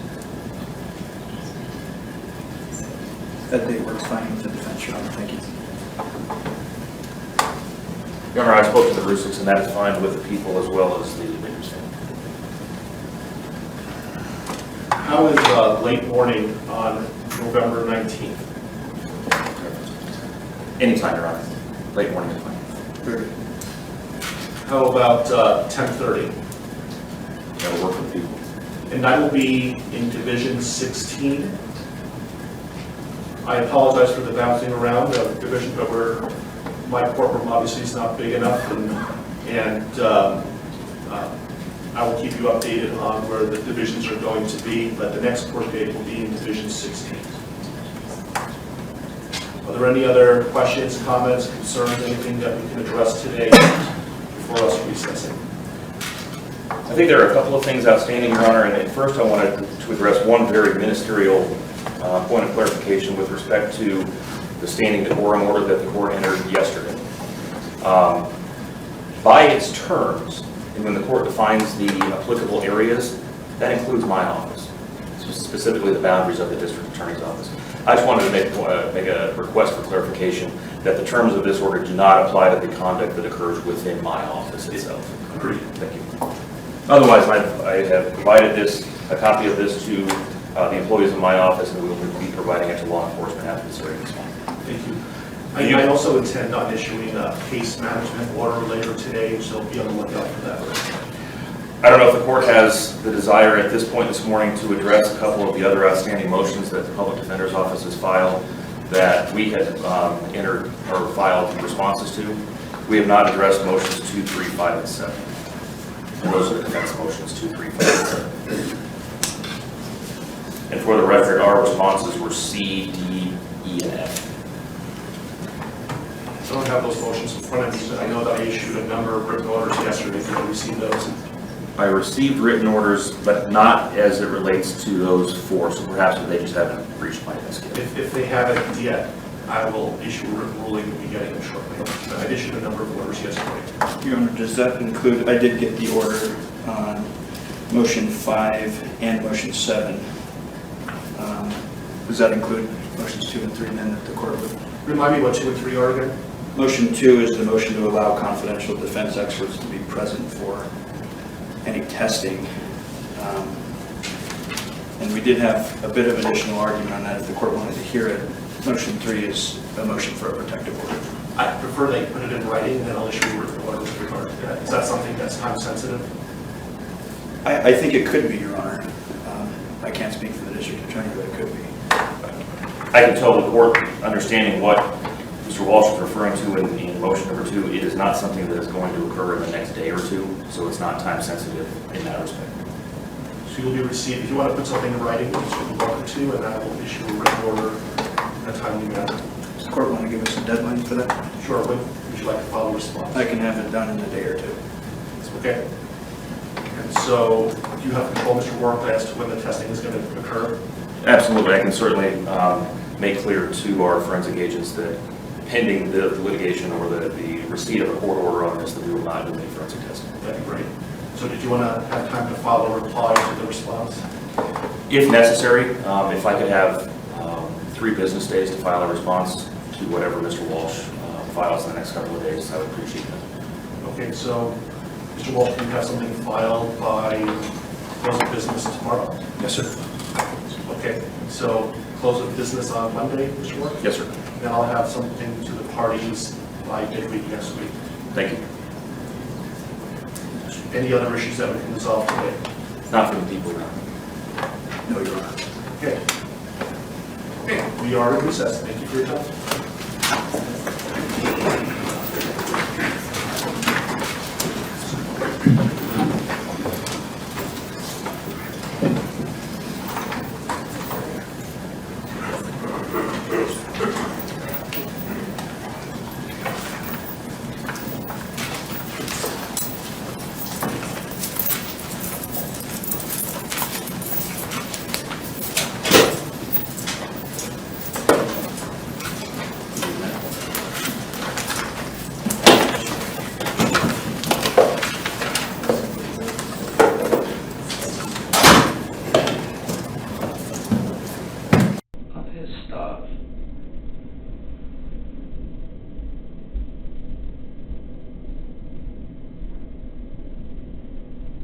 He's kind of short. I mean, I talk to her in a way that I wouldn't like talk to him as like my girl, you know what I'm saying? It's I get it. No, I'm just very, I'm like- just teasing you a little bit.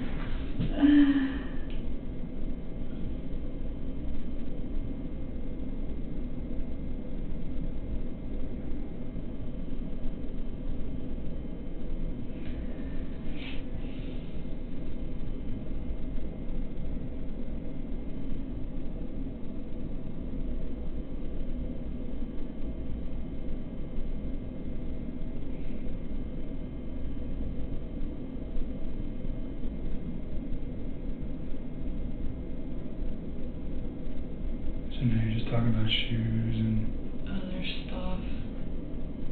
okay. But then she So brought it up again last night, but she didn't brought like up what? that Chris? case, but she didn't like connect the dots. She was like freaking out like her dad just died.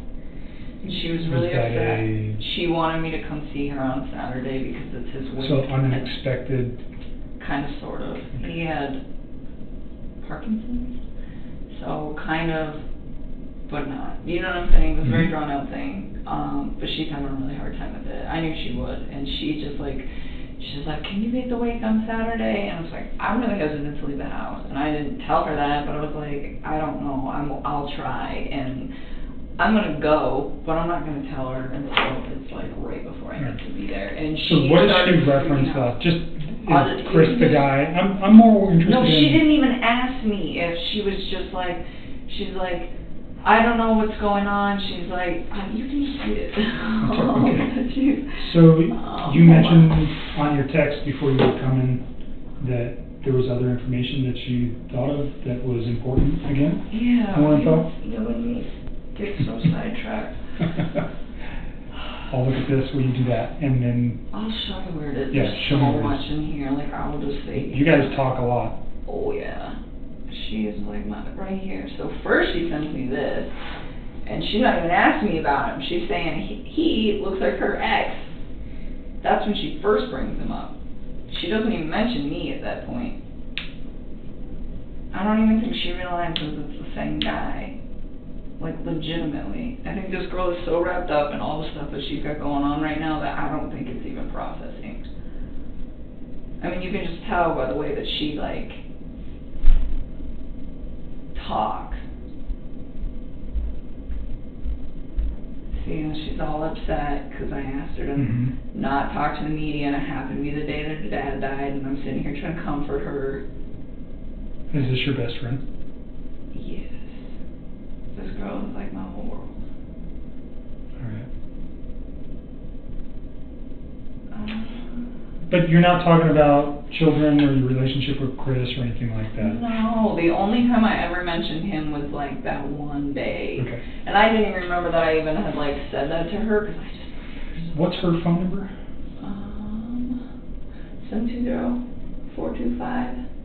720-425-7330. So I'm not going to call her, but at some point you might want to talk to her, just so you know. I mean, sooner or later she's going to connect the dots, or you're going to tell her, right, if she's your best friend. I'm not going to tell her. If she figures it out, she figures it out. Okay. If we were going to talk to her, I'd let you know beforehand. Is that fair? Yeah, just so I can give her a heads up. Yep. And she apologized to me, like, because she was being kind of crazy last night. She was. So tell me about the new Like- info that you remembered. Okay, see right here, hold on. She says, look man, I know you work at Anadarko, he did too. I know he murdered his wife and kids. I know he was a dog. I know you're my best friend. I know you have a good heart. I know that that guy needs to go to jail and he will. I know you don't want publicity and neither would I. I know that as a witness, if you say anything, it can cause a mistrial. I know you don't want that, neither do I. Fuck the media, I want my best friend here. I never fucking said anything to her about a trial. Okay. So, But see, look, she she goes, I don't even care if you flirted with him or more. I know you had nothing to do with what happened, and I don't care if your job is having an open investigation. I'm not going to ask you a single question, but my pops died and you're my best friend. Okay. And I said, please stop talking about that. And she says, what do you want, house arrest? And she just keeps saying, my father died, what the fuck? She was not okay last night, and I was just trying to, like, Understandable. mitigate this. And I was, like, trying to calm her down. And I said, Charlotte, I'm trying so hard to be the best friend I can to you right now. I said, I want to talk to you about that case. I didn't say the case. I said that case. Like, I wasn't even affiliated with it at all, and you need to respect that. I'm here for you regarding your dad, and you know this. And then she's freaking out and freaking out. You guys never had a conversation except for this past text messages about Chris and his children. No, that was it. Okay. That was it. That's fine. I mean, because he wasn't really something that I, like, super wanted everybody to know about. And I shouldn't have even mentioned it when she brought up what she had, like, going on sexually with her fiance, and it happened. But at that point... You guys are best friends, it's understandable. Yeah, see, and she keeps trying to talk about it.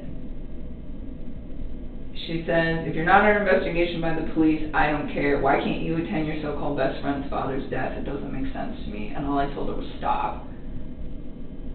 And then She just, like, yeah, and she just is, like, freaking out. And finally, I just told her, you know, getting mad at me isn't going to bring your dad back. And that is when she chilled. Okay. Well, she kind of went on another rant, but it had nothing to do with Chris. And then she apologized to me this morning for being drunk and sad and angry that her dad died.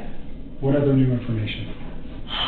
Okay, see, we got so much going on, I texted it to myself because I can't predict. I'm gonna make sure before you leave you see Hazel. You need to get some help. I know, I've been asking. Oh, so he was talking for a few weeks, like Give me a time frame. Okay. So he went to North Carolina. When he came back from North Carolina, I was informed sometime either when he was on the trip or when he was, like, getting back, but in that area, that they filed for divorce and that they were gonna put the house up and for sale. And he was like, she's the one that called the realtor. Because he told me that he had spoke to her when he was in North Carolina about it, and then the next day, she was the one who called the realtor. When you say she, Shanann? Yes. And when you say, the time frame they came back from North Carolina, you don't remember the specific dates, but it was like the first or second week of August? Yeah, I think I told you guys when they left. I think he left on Tuesday the 31st of July. I do remember you saying that. And I don't remember when he came home. I really don't. I don't remember if it was like... So is this a phone conversation or is this a text conversation? No, this happened over the phone. And he told me that that was when I had said, hey, when you go to North Carolina, I really think you should try to fix things with your wife.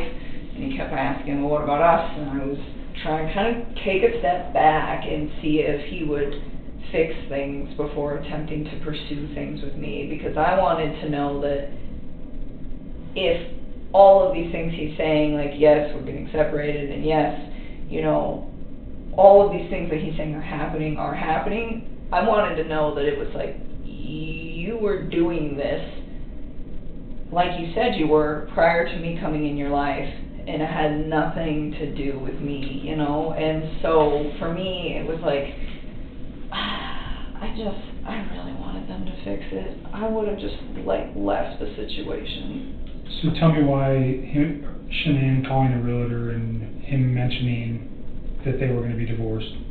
Why do you think it's important?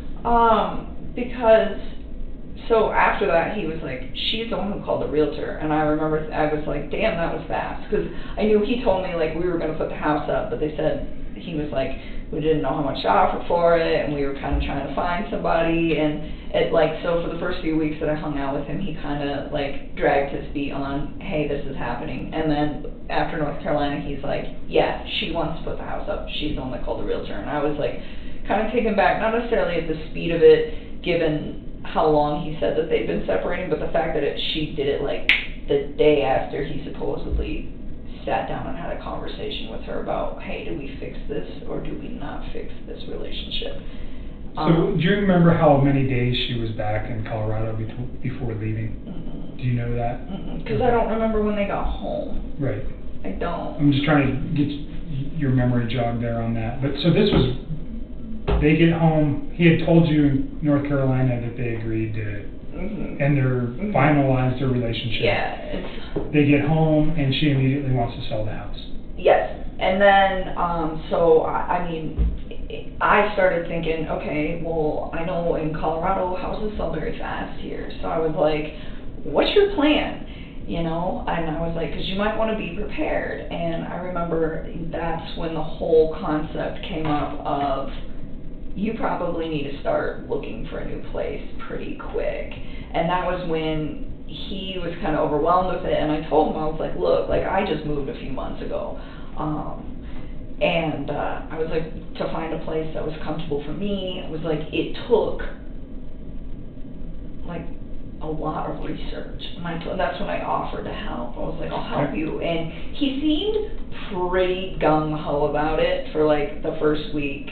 And he seemed very grateful. And I was putting in work on it. And I was like, calling him and kind of letting him know about places, and there really wasn't that many options in Brighton. I found one. I actually texted it to myself before I texted it to him because I still have that in my phone too. Because I found it and it was great, but it was like right at the beginning of my search, and I was like, I don't want to inundate him. So you said a week. You think you worked on that for a week?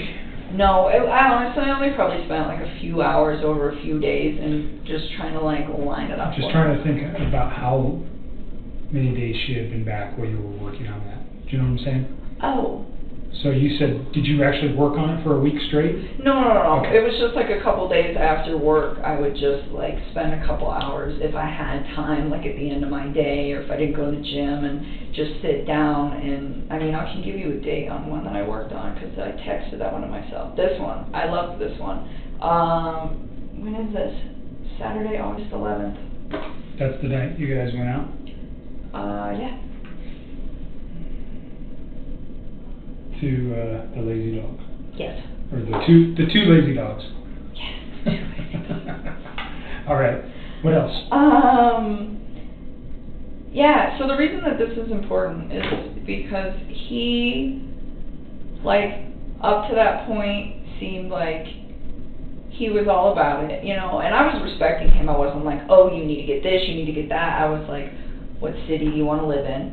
What side of town is she staying in? You know, how close do you want to be to work? How close do you want to be to your kids?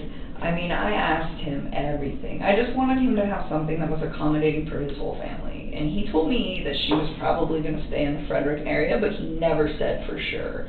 The first time I asked him, he's like, I don't know where she's going to go, but she'll probably stay in this area. And I was like, Chris, if you're going to get an apartment, like, you need to figure that out, because the last thing you want is to be like an hour drive from your kids. It's like, you know, you gotta be close.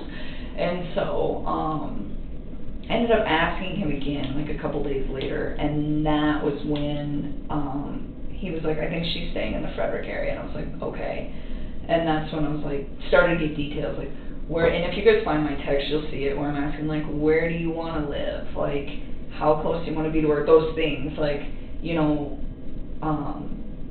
do you care what gym you go to? Like, what are you looking for? You know, we talked about this previously. Yeah. So the thing was he was like super gung-ho about it, and then on Saturday, that day, I remember being outside with him when this conversation happened, but I don't know where. I don't know if we were like walking into the restaurant or walking to the car, but I like vaguely remember being outside with him. And I was like, he had told me that he wanted to go look at some places that upcoming week.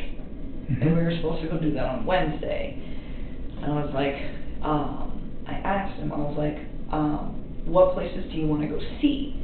And I was like, did you really like that place that I showed you? Because it was just like super convenient for everything. And it had a little playground and it had a pool. Like, it would have been awesome for his kids. And it was cheap. And so, and it was like close to Frederick. It was like, it was close to the gym. It was close to work. It was close to me. It was close to everything. And it was in Brighton, which is what he wanted. And so, I I was like, did you want to go check that place out? And he's like, yeah, I guess. And he like didn't seem sure anymore. And that was the part that I wanted to tell you. I just figured I'd give you all the backstory. Sure. So he's not sure about the particular apartment or about even leaving. So he told me that he looked at it and he told me that he thought it was nice, but he didn't really seem like his interest was that piqued. And I was like, well, did you find anything that you really wanted to look at? And he told me, yeah, that he'd found a few, but nothing that really, really piqued his interest. And I was like, well, you might want to get started. And he's like, well, I found one. And I asked him, I said, which one is it? Because I think I've looked at like every apartment in Brighton and maybe I'll remember it. And he's like, I don't know, I don't remember the name of it. And he kind of just like disregarded it. And it was kind of strange to me because like the whole week prior, he was like so excited that I was trying to help him because he's busy, I'm busy. So I was like, you look, I'll look, let's see if we can try to narrow it down to like 4 or 5 spots, and then we'll find something that's good for you and your girls. You know, and he seemed like very enthusiastic about it, like during the week when the conversations first really started ramping up about like, you probably got to figure something out because that house is going to sell really fast, you know, or at least be prepared. And so why do you think he was removed or not interested on your Saturday night, wherever you guys were? I don't know. I mean, sometimes like I think about these things and I feel like they're all assumptions, but at that point, like maybe he already knew something that I didn't. I don't know. But it was just a complete mood change where he just didn't even seem that interested. And I was like, okay. And I was like, well, we don't have to do that on Wednesday if you don't want to. And he's like, no, I know I need to get it done. And I was like, all right. Okay. You know, because I wasn't going to like force him to do it. If he doesn't want to do it, don't do it. Just say no, you know. And I was like, and for me, I was like, I was just offering to help because it's like, I know what a tedious task it is trying to find a new place to live. Right. What else? Any other new info, Dave? That part where he was just like really unplugged on Saturday, and then there was something else that went with that. Let me just think for a minute. It was, I didn't write all this down, I just wrote that part down.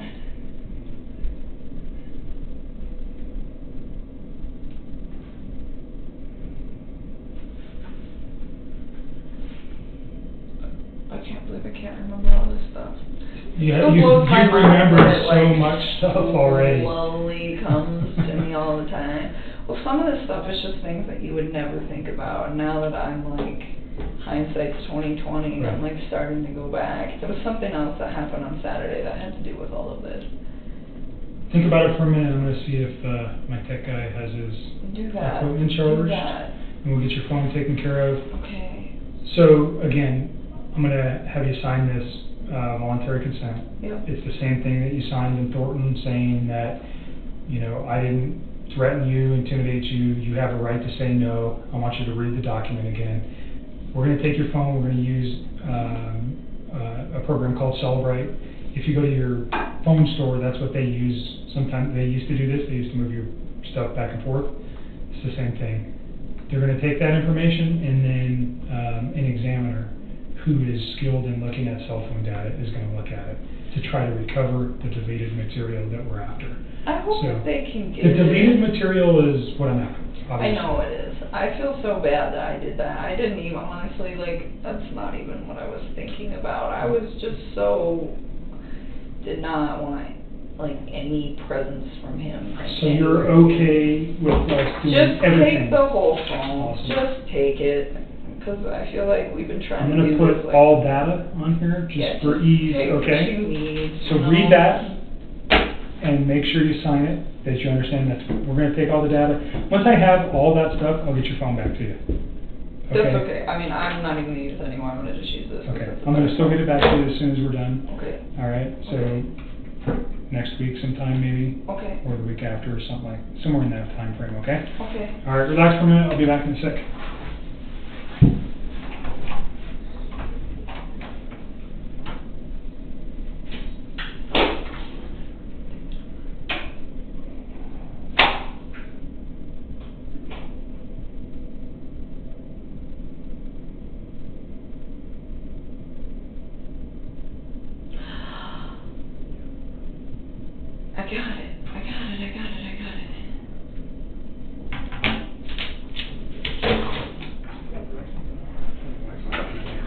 remembered, by the way. I got it. Remembered what? In my head, what I needed to tell you. Okay. Okay, so, hi. Hi, I'm Matt. I'm Nikki. Nice to meet you. Hello. So this is my original phone. Okay. That these guys would like to have. Mhm. I have a lot of contacts on here that are not on the phone that I'm currently transferring to. Okay. Like a lot of them. Uh-huh. I need some of them. Right. It would be greatly appreciated if we could get the contacts from this phone to just go to this phone so that all the text messages and everything have like names and things Right. linked to them Okay. so that I can. That's all I want to do. And I went to Verizon to switch to this phone, and all they did was give me this little sheet of paper to follow, which seems very simple, and I'm usually pretty tech savvy, except for the fact that I can't get the App Store to work on this phone, and I can't get the Wi-Fi to work on this phone. Okay. So that is the dilemma that I'm in. All right. But if you would be so kind as to just sync that up, then I can give them what they need, and that I am not good on phone things. I'm usually pretty tech savvy. After working in the oil field, you gotta get creative out there. Because they have technology, but you're like in the sticks, so everything wants to malfunction. So are your contacts on this phone synced to the cloud, to the iCloud? I don't know. Okay. I mean, some messages came over, so I assume that everything is, but I don't really know. So maybe I'm not as tech savvy as I thought. What'd you remember? You just said you remembered something besides that. Were you, Oh, when you I want to walked have a in? conversation right now? He's an agent. He works with me. He knows about this I case can too. step out if you feel more comfortable. Oh, But no, it's- I mean, what, it's I okay, don't know, if- whatever. You tell me. He had a fire stick. He kept talking about, you know what a fire stick is? No. Okay, you probably do, since you're a tech guy. They're like... Oh, you mean like an Amazon Fire Stick? Yeah. Okay. Okay, so he didn't have it in his possession, but on Who's he Saturday... though, Chris? Yes. So Chris mentioned to me that on Saturday, that same day, that... Oh, because this kind of went hand in hand with the whole, like, apartment talk. Because I was like... Oh, that apartment that he said he found that he was like... I was like, well, what's it called? And he's like, I don't remember. And I was like, well, how much is it? He's like, it's close to $1,100. And I was really taken back by that because I pay more than that, and I don't really have that nice of a place, and it's not a 2-bedroom, it's a 1. So that part kind of seemed odd to me, but I'd seen a few things online that were kind of cheap, and I was just like, all right. And he's like, I'm just trying to cut costs. And I was like, that's cool. I was like, how else are you doing that? And it was just out of curiosity. And he's like, well, I decided to get rid of cable. And I was like, okay. And I was kind of taken back by that too, because he loves sports. Dude, like, lives and breathes football. So I was like, okay. And I was like, that's a good cost to, you know, to cut back on. And he was like, yeah, I think I can still stream sports via a Fire Stick. And I've heard of those things before. I don't really know a lot about them. But he was saying that he had a buddy working on it already for him. Who's the buddy? He didn't say, I didn't ask. Why do you think that's important? That he had all that set up? I don't know. I mean, it made me believe that... Like he was ready to move out? Is that... Oh, or I he's get what ready to you're go? saying. Yeah, like he was prepping. It still sounded like he was Okay. prepping. I mean, everything he did sounded like he was getting ready for everything to happen. The only thing that I found really peculiar about the whole situation was the fact that he just kind of seemed disconnected about the apartment thing on Saturday, whereas in previous conversations, he was the one who brought it up, and he was the one who seemed really excited about it when I offered to help him do some, like, legwork on trying to find him a spot for him and his girls. Right. I'll be right back. Okay. So I don't know who his friend was. It was just weird, because sometimes it seemed like some of the things he said, he was still really... A lot of things he said made sense. It still to this day makes sense. And then other things that he said don't make sense at all to me anymore. Or like they changed, you know? Kurt? Well, you know a lot more now. Well, unfortunately, you know a lot more now about terrible things that may have happened that changed the way you're thinking about what he said, too. So, making you think differently about those kind of, that verbiage. Right?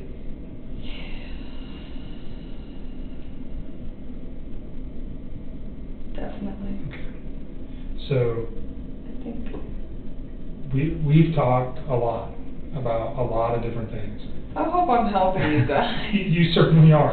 I hope so, because I don't like having this stuff on the top of my head. It's so hard, and so many days I can tell that my mind is trying to like block it all out right now, and I think it's almost like a subliminal like coping mechanism, and I'm trying not to. I'm trying to like think about it so that I can help you guys, and that's why So why don't you give yourself a break for a day or two and just live a normal life.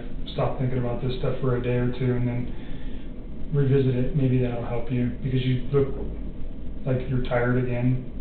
I lost my job yesterday, so that's where that comes from. You lost your job with the geosciences place as well? Okay, sorry to hear that. I think you mentioned with your skill set though, you should be easily employable in another locale.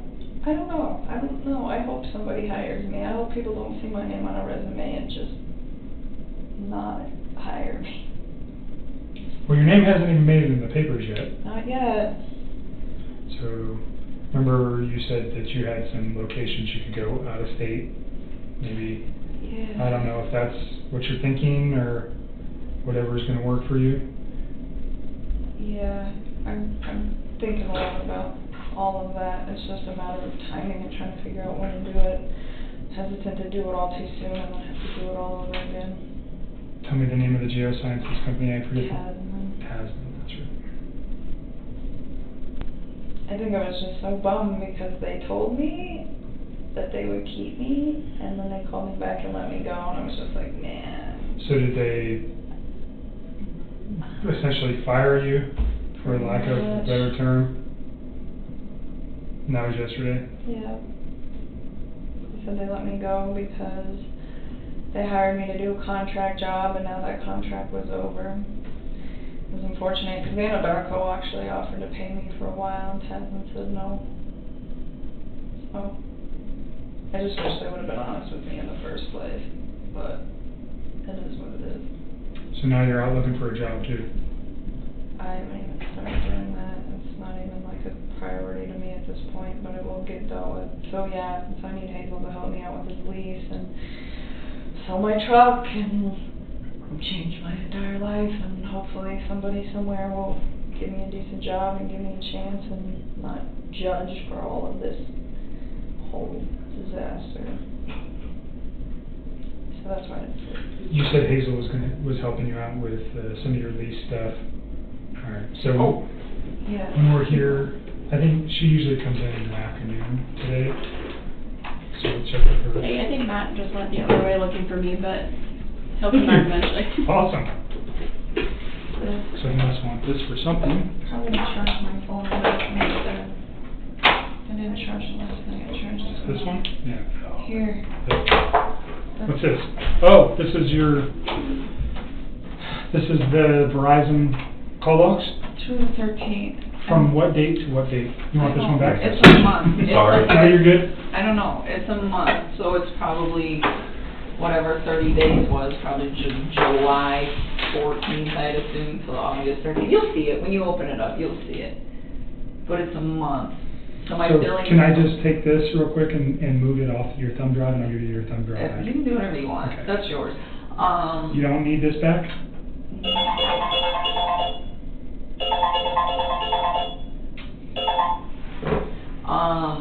No. I mean, you can give it back if you want. Yeah, I'll just go download this to my computer real quick. It's a month. It ends on the 13th, and that's why I was saying when they bill me next month, then I can give you the 14th and past that.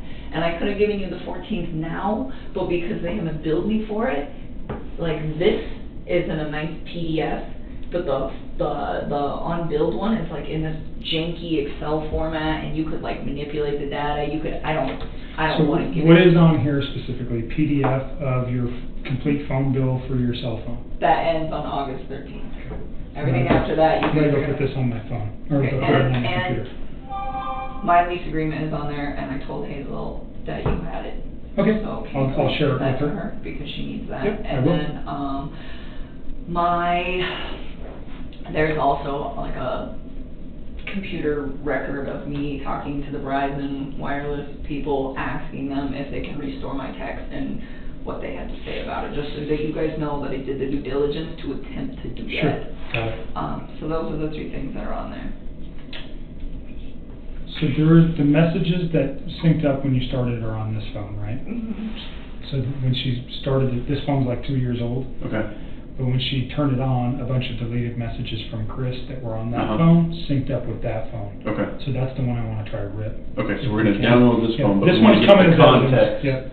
on Exactly. here. So Okay. this one's going to be coming with us as evidence. That one will just rip, so she has a phone. Okay. I need you to log into Google. I was trying to figure this out, I don't know. Oh, okay. That might be an issue. I know. I mean, if you guys really can't do it, I'm trying to Well, go through and figure out who was. there's another way we can do it, or we can try. Man, I'm usually really good about passwords, but this one,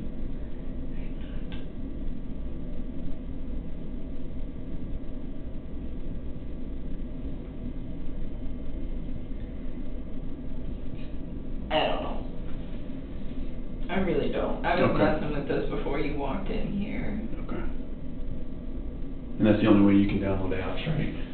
Was through this? Yeah. I mean, I'll have to figure I'm it out. not an Android guy, so I don't know. I don't know. I haven't used the Android phone in like 2 years. Okay. I guess I'll have to figure this out. That sucks, but it's okay. I Well, mean, there's another thing that we can try. sorry for Nope. the inconvenience.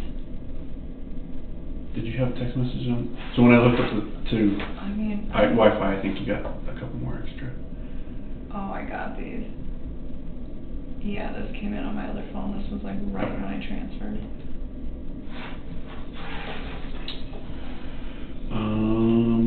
So I think your contacts should be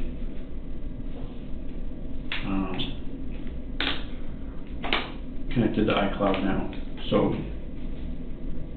shouldn't lose them. And we can try and use the machine that we use to download the phones can also transfer. I've never done that, so I don't know how it's going to work, but we're going to give it a shot. Okay. That would be so nice, because I was looking at these messages and I was like, oh my god, like, don't know. I mean, again, I'm sure I could figure it out pretty quick if I read the text. Look at them. Yeah. They're all different. Okay. And so you would just save me a lot of time and stress. Okay, and then we're keeping this one, Yes. downloading it and giving it back. Yeah, and then this one, I think he only needs one number off of, and that one you guys are taking everything. Okay, but we're keeping this phone, right? He is. Okay. That's yours. Okay. Thanks. Alright, let me go see if I can transfer the contacts. Do you want the wall charger that goes up? I'll just put it here so I don't forget it, but I don't need it right now. I will be right back. Or in a little bit.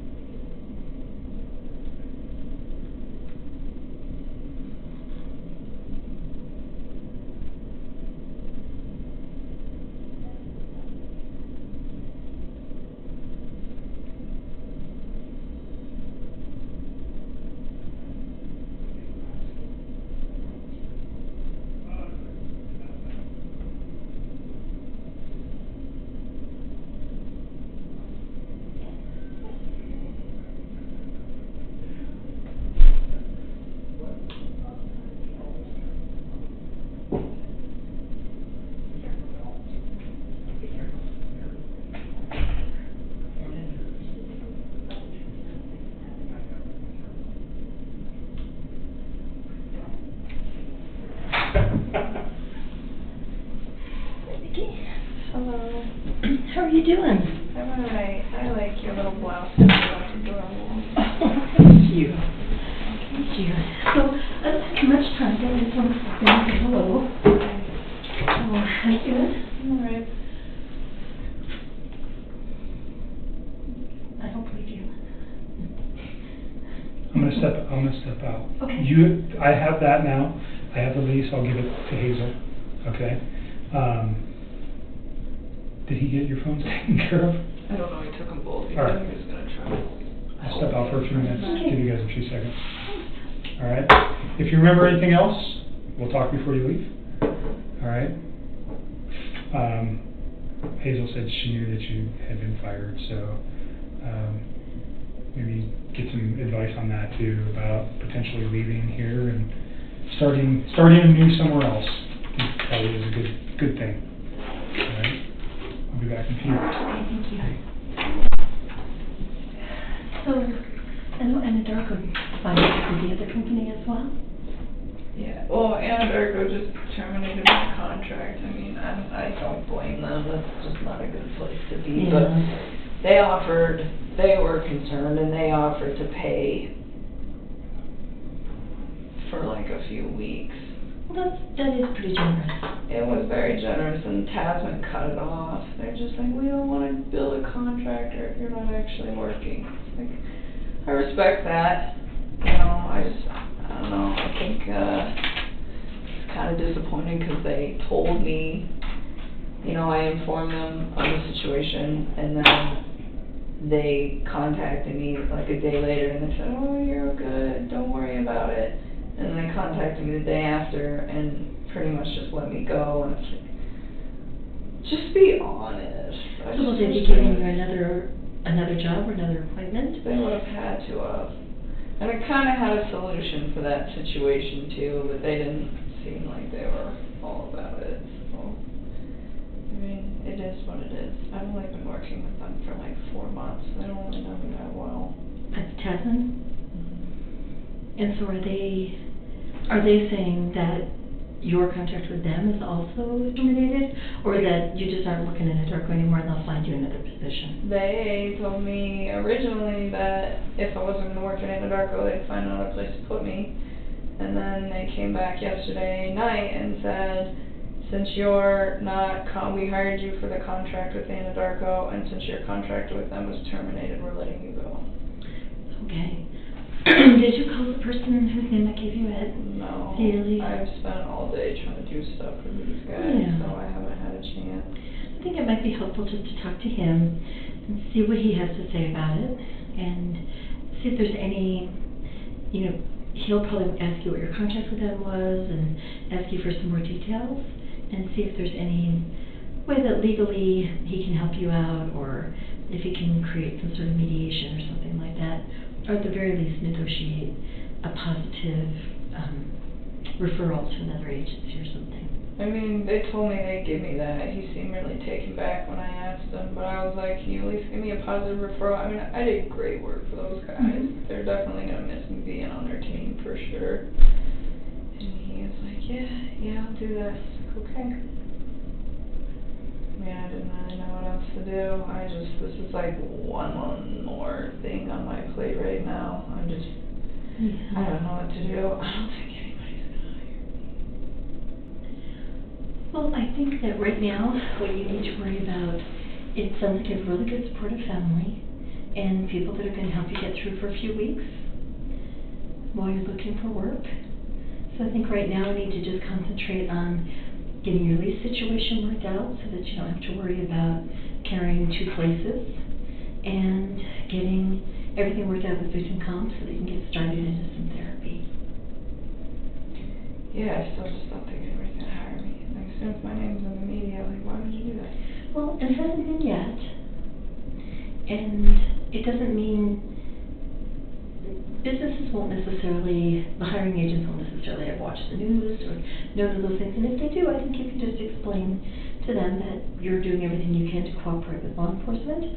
You'll do what you can to have it not impact your job, and, you know, your work at both Anadarko and any place else you've worked prior to that is a good testament to what a good worker you are. that through all this, you kept going to work, you kept doing your job, you were responsible towards your agency, you informed them about what was going on, you did everything you needed to do. I just don't think people are gonna hire me. I have a feeling that trying to get by for the next like 5 or 10 years is about to be real rough. Okay, well, I think that thinking that way is going to be a little self-defeating. So let's try to take care of what we can take care of and try to build things up for you so that you have the most positive prospects for the future. So I just don't even know where to start. Like, I have friends that can give me a referral, but what I don't want to do is have my friends give me a referral and then they see the news and then they are very taken back. And I think some people would be kind of upset if I asked them for a referral prior to the news breaking. You almost feel like waiting till it breaks to like try to approach people. Well, have you tried thinking about like a temporary agency or someplace? You know, like Kelly Girls. I mean, I know they don't pay well, but something like that. And I know it's probably well below your skill level. I don't know. I'll probably go back to the oil field at some point. Most of those people are a bunch of societal outcasts, so it might work. Are you happy there? Huh? Were you happy when you worked there? Sometimes. Yeah? Sometimes not, but... So it wouldn't be torture to go back to that? No, that's all I know. Well, it sounds like that's a good fallback, at least until all this gets resolved a little bit. I mean, if people hire me. It's hard to get a job out there as it is because I'm a woman. Yeah. I don't think you can do it. Well, you have a history that shows otherwise. And that goes a long way.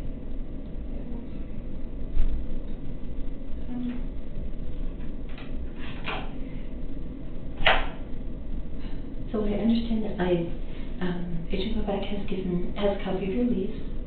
So I'll talk with your landlord and see where we can get as far as getting you out of that. And then I have a list of referrals for you for therapists. Thank you. Did they approve it? They haven't yet, but they said they should by the end of the day or early tomorrow. They just have to go through a procedure. You know, it's the government. Everything has a procedure. So it's just going through the procedure. But you could get started in the meantime calling the therapists and just doing little interviews with them. You know, like we talked about, just making sure that it's somebody that you feel confident with and that you feel comfortable you can say anything to. Understood. And then I would also ask them, just because I know you have a hard time sleeping and I know that this bothers you all the time, that you could wake up in the middle of the night having some issues, you want to also talk to the therapist about what kind of after-hours support you could get. You know, do they have an emergency line or somebody that you can talk to if it is 4 o'clock in the morning and you haven't been able to sleep all night?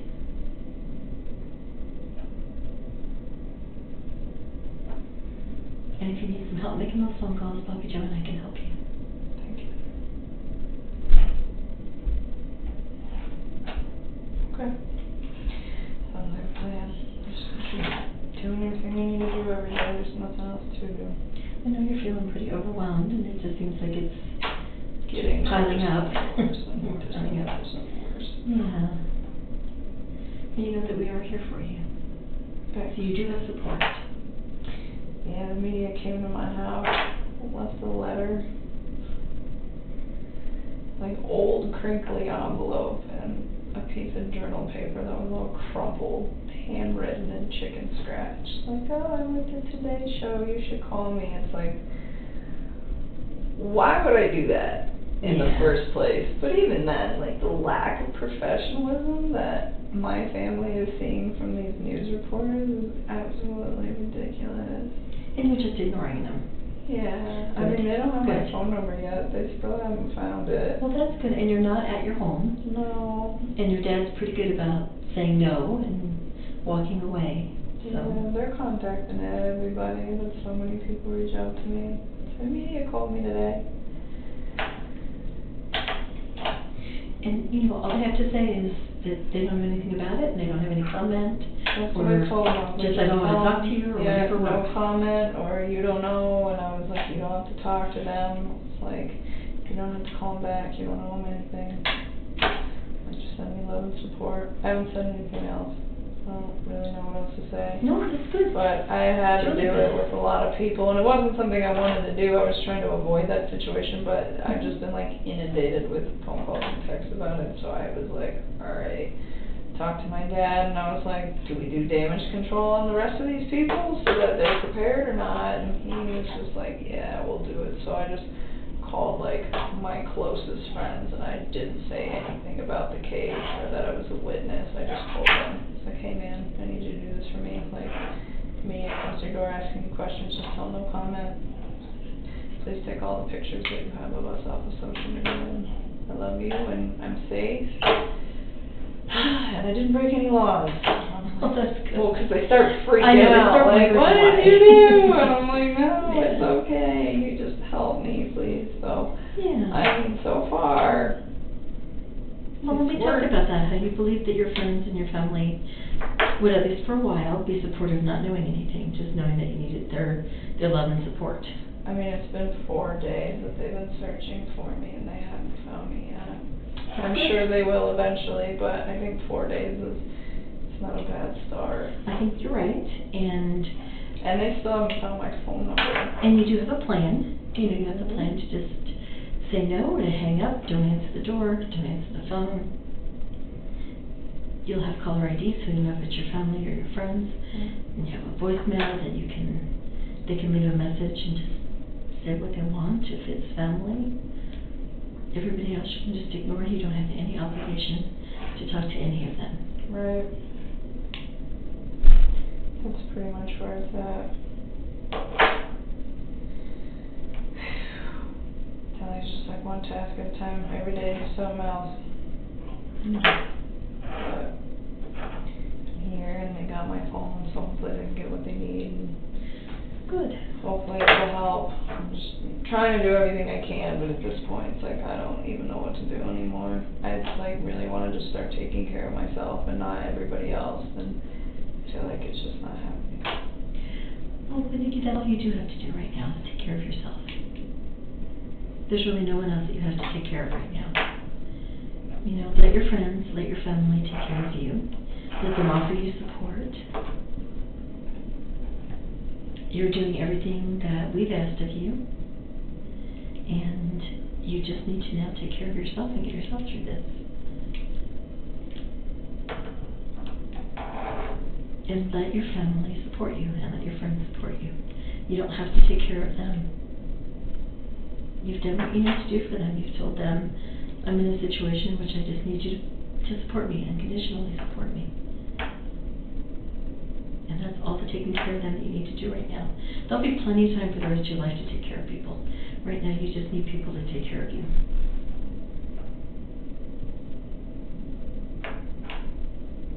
That'd be nice.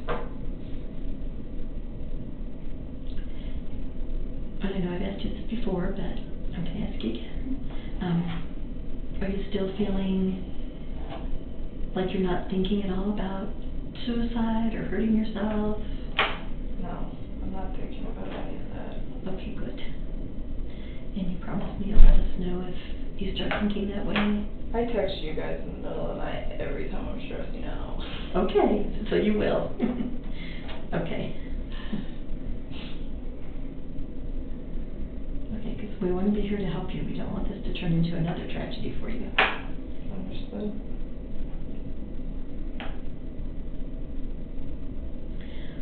Well, I didn't know what time you were coming in today, and I have another appointment that is coming in. So I'm going to move to an agent, go back to that too. That's okay. So that you're not sitting in here all by yourself. Okay. Because it's not a pleasant room to be hanging out in. No, not at all. This is awkward. They have my phone, his phone's ringing, and I'll just sit here. But you don't even well, actually, I don't have to go and find out where he is.